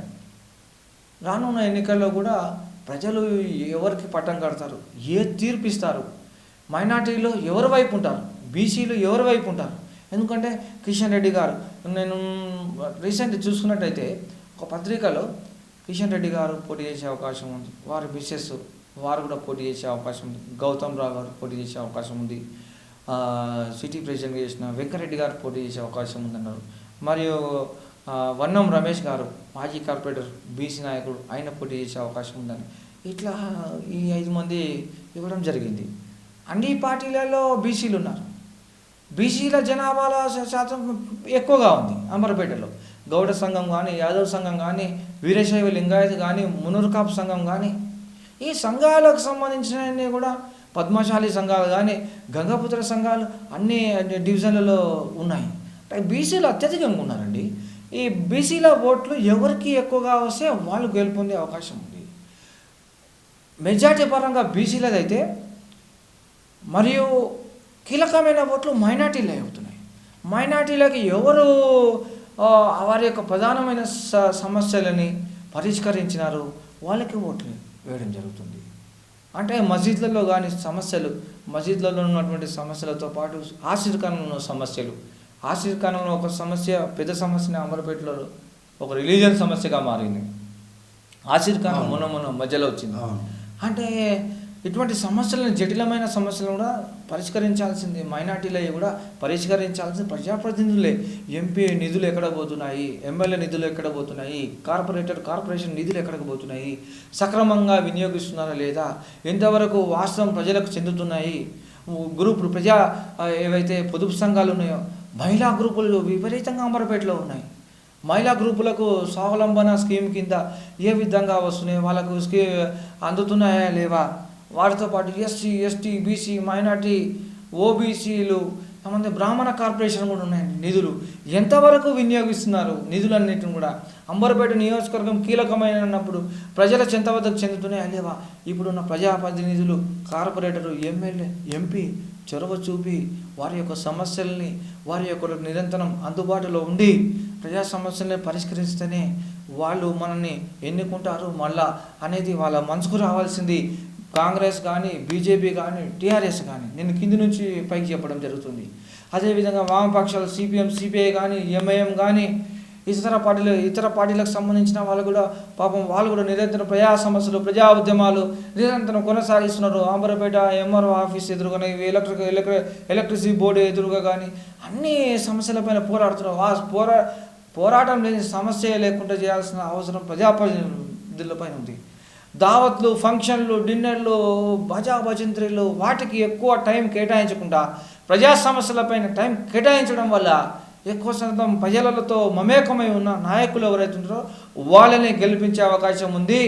వారు ఇప్పుడు రాష్ట్ర ప్రభుత్వం అమలు చేస్తున్నటువంటి పథకాలు ఏవైతే ఉన్నాయో ఆసరా పెన్షన్లు కానీ, వితంతు, వికలాంగు, వృద్ధాప్య పెన్షన్లు కానీ, దాంతోపాటు కళ్యాణ లక్ష్మి కానీ, షాదీ ముబారక్ కానీ, దళిత బంధు కానీ, రైతు బంధు కానీ ఈ పథకాలన్నీ కూడా రాష్ట్ర ప్రభుత్వం నుంచి వచ్చేటివి ఏవైతే ప్రజలకు అందుతున్నాయా లేవా, ఎంతవరకు అందినాయి, ఎవరు యూటిలైజ్ చేసుకోగలిగినారు, వారి యొక్క సంఖ్య ఎంత ఉంది, ప్రభుత్వం బయట పెట్టాల్సిన అవసరం ఉంది, ప్రజాప్రతినిధులు బయట పెట్టాల్సిన అవసరం ఉంది.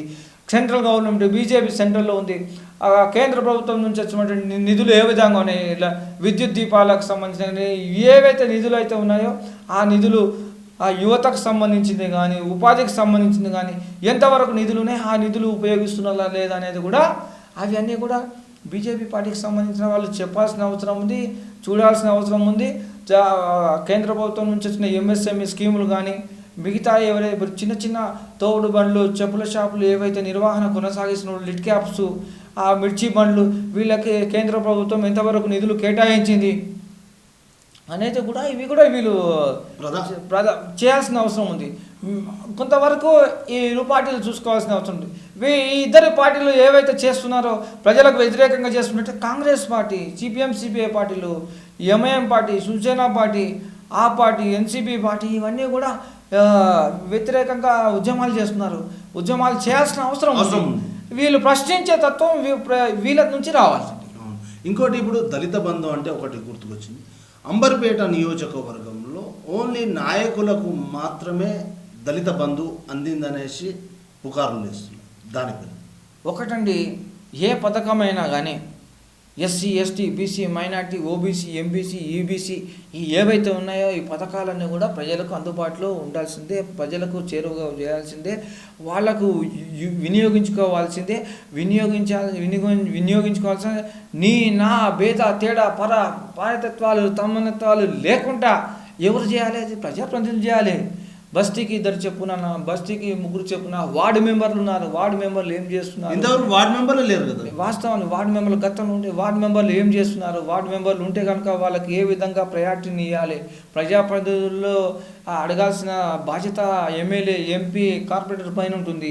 దళిత బంధు అన్నారు. దళిత బంధు నిజంగానే దళిత బస్సులు నియోజకవర్గంలో ఎక్కువ శాతం ఉన్నాయి. దళిత బస్సులో నివసించే వ్యక్తులకు ఎంతమందికి దళిత బంధు అమలవుతుంది? అసలు పూర్తిగా దళిత బంధు అనేది ఎన్ని కోట్ల బడ్జెట్ అంబర్పేట నియోజకవర్గం కేటాయించారు? ఒక దఫా 150, ఒక దఫా 150, మూడో దఫా 150 అనేది 150 మందికి ఇస్తున్నాం అంటున్నారు. ఎంతవరకు వాస్తవం అది? దళిత బంధులో ఆరోపణలు కూడా కొన్ని ప్రతిపక్షాలు చేస్తున్నాయి. ఆరోపణలు కూడా నివృత్తి చేయాల్సిన అవసరం ప్రజాప్రతినిధులపైన ఉంది. అదేవిధంగా ఒక పాలకపక్షం వాళ్ళకే ఇస్తున్నారు అనేది కొంతవరకు ఉంది. ఇతరులు కూడా దళితులే కదా, మరి దళితుల పైన వ్యత్యాసం ఎందుకు తీసుకొస్తున్నారు? వ్యత్యాసం తీసుకురావాల్సిన అవసరం ఏముందని నేను ప్రశ్నిస్తున్నాను. మీరు ప్రశ్నించేది కూడా అదే ఉంది. అంటే ఇది చేయాల్సిన బాధ్యత ఎవరిది? ప్రజాప్రతినిధులు కదా. అంటే నేను అనేది ఇప్పుడు దళిత బంధువులు ఓన్లీ నాయకులకు మాత్రమే అందినాయి, మరియు సామాన్యమైనటువంటి దళితులకు రాలేదు. కాబట్టి ఈ ఓట్లు కూడా పోయే అవకాశం ఉంది. గతంలో మీరు చూసుకున్నట్టయితే ఈ జిహెచ్ఎంసీ ఎన్నికల కంటే ముందు ఏవైతే ఫండ్స్ వచ్చినాయో, నీళ్లు వచ్చాయని చెప్పి 10,000 రూపాయలు ఏవైతే ఇచ్చిందో దాంట్లో అలసత్వం జరిగింది అని చెప్పి, అన్యాయమైందని చెప్పి కొంతమంది మొరబెట్టుకోవడంతో కొంతవరకు టీఆర్ఎస్ పార్టీకి నష్టం జరిగింది. మరి ఆ నష్టం పూడ్చుకోవడానికి ఇప్పుడు ప్రస్తుతం నాలాల సుందరీకరణ పనులు చేపట్టడం జరిగింది. మరి ఇప్పుడు దళిత బంధు అనేది అయితే మొత్తం రాష్ట్ర వ్యాప్తంగా చేసినారో, మన అంబర్పేటలో కూడా చేసినారో, దళిత బంధు నిజమైన దళితులకు దక్కాల్సిన అవసరం ఉంది. పార్టీ ఏ పార్టీ అయినా ఉండని నిజమైన దళితుడా కాదని చూడవలసిన అవసరం ఉంది. బిలో పావర్టీ కింద వ్యక్తులలో అదేవిధంగా ఆర్థిక స్వావలంబన స్కీమ్ కింద ఈ దళిత బంధు అనేది చేయడం జరిగింది. దళితులకే ఇస్తారు, కానీ దాంట్లో భాగంగా తారతమ్యాలు లేకుండా చూడవలసిన బాధ్యత ఎవరైతే ఇస్తున్నారో ప్రభుత్వం తరపున నాయకులు ఎవరైతే ఉన్నారో, ప్రజాప్రతినిధులు ఎవరో వారిపైన ఉంది. వాళ్ళు తారతమ్యం లేకుండా చూడాల్సిన అవసరం ఉంది. వాళ్ళు వ్యతిరేకతతోని ఆయన ఆ పార్టీ లీడరు, ఈయన ఈ పార్టీ లీడర్ అనేది లేకుండా అందరి సమానమే, దళితులందరికీ దక్కేటట్టు దళితులకు సంబంధించిన పథకాలు ఏవైతే వినియోగించేటట్టు చూడవలసిన అవసరం ఉంది. మేము మళ్ళొకసారి చెప్తున్నాం, దళితులకి ఈ దళిత బంధు పథకం ఏదైతే ఉందో అది పూర్తిగా దళితులకు చెందేటట్టు ప్రతి బస్తీలో ఒక కుటుంబానికి ఎన్ని కుటుంబాలకు 3 దఫాలుగా అంటున్నారు, ఎన్ని కుటుంబాలకు ఇస్తారో అన్ని కుటుంబాలకి స్వావలంబన కింద వారి యొక్క అభివృద్ధి సంక్షేమం కోసం కోరుకునే వాళ్ళే నిజమైన నాయకులు, నిజమైన ప్రజాప్రతినిధి. అయితే మొత్తానికి చూసాం మనం ఈరోజు వాడివేడిగా చర్చ నడిచింది. అయితే మొత్తం చూసాం మనము ఈరోజు చర్చా కార్యక్రమం వాడివేడిగా కొనసాగింది. మరో చర్చా వేదికతో మనము కలుద్దాము. చూస్తూనే ఉండండి, లైక్ చేయండి, షేర్ చేయండి. ఈ వీడియో మీకు నచ్చినట్లయితే లైక్ చేయండి, షేర్ చేయండి మరియు కామెంట్ చేయండి. మరిన్ని అప్డేట్ కోసం మా ఛానల్ని సబ్స్క్రైబ్ చేయండి, అలానే బెల్ ఐకాన్ని ప్రెస్ చేయండి.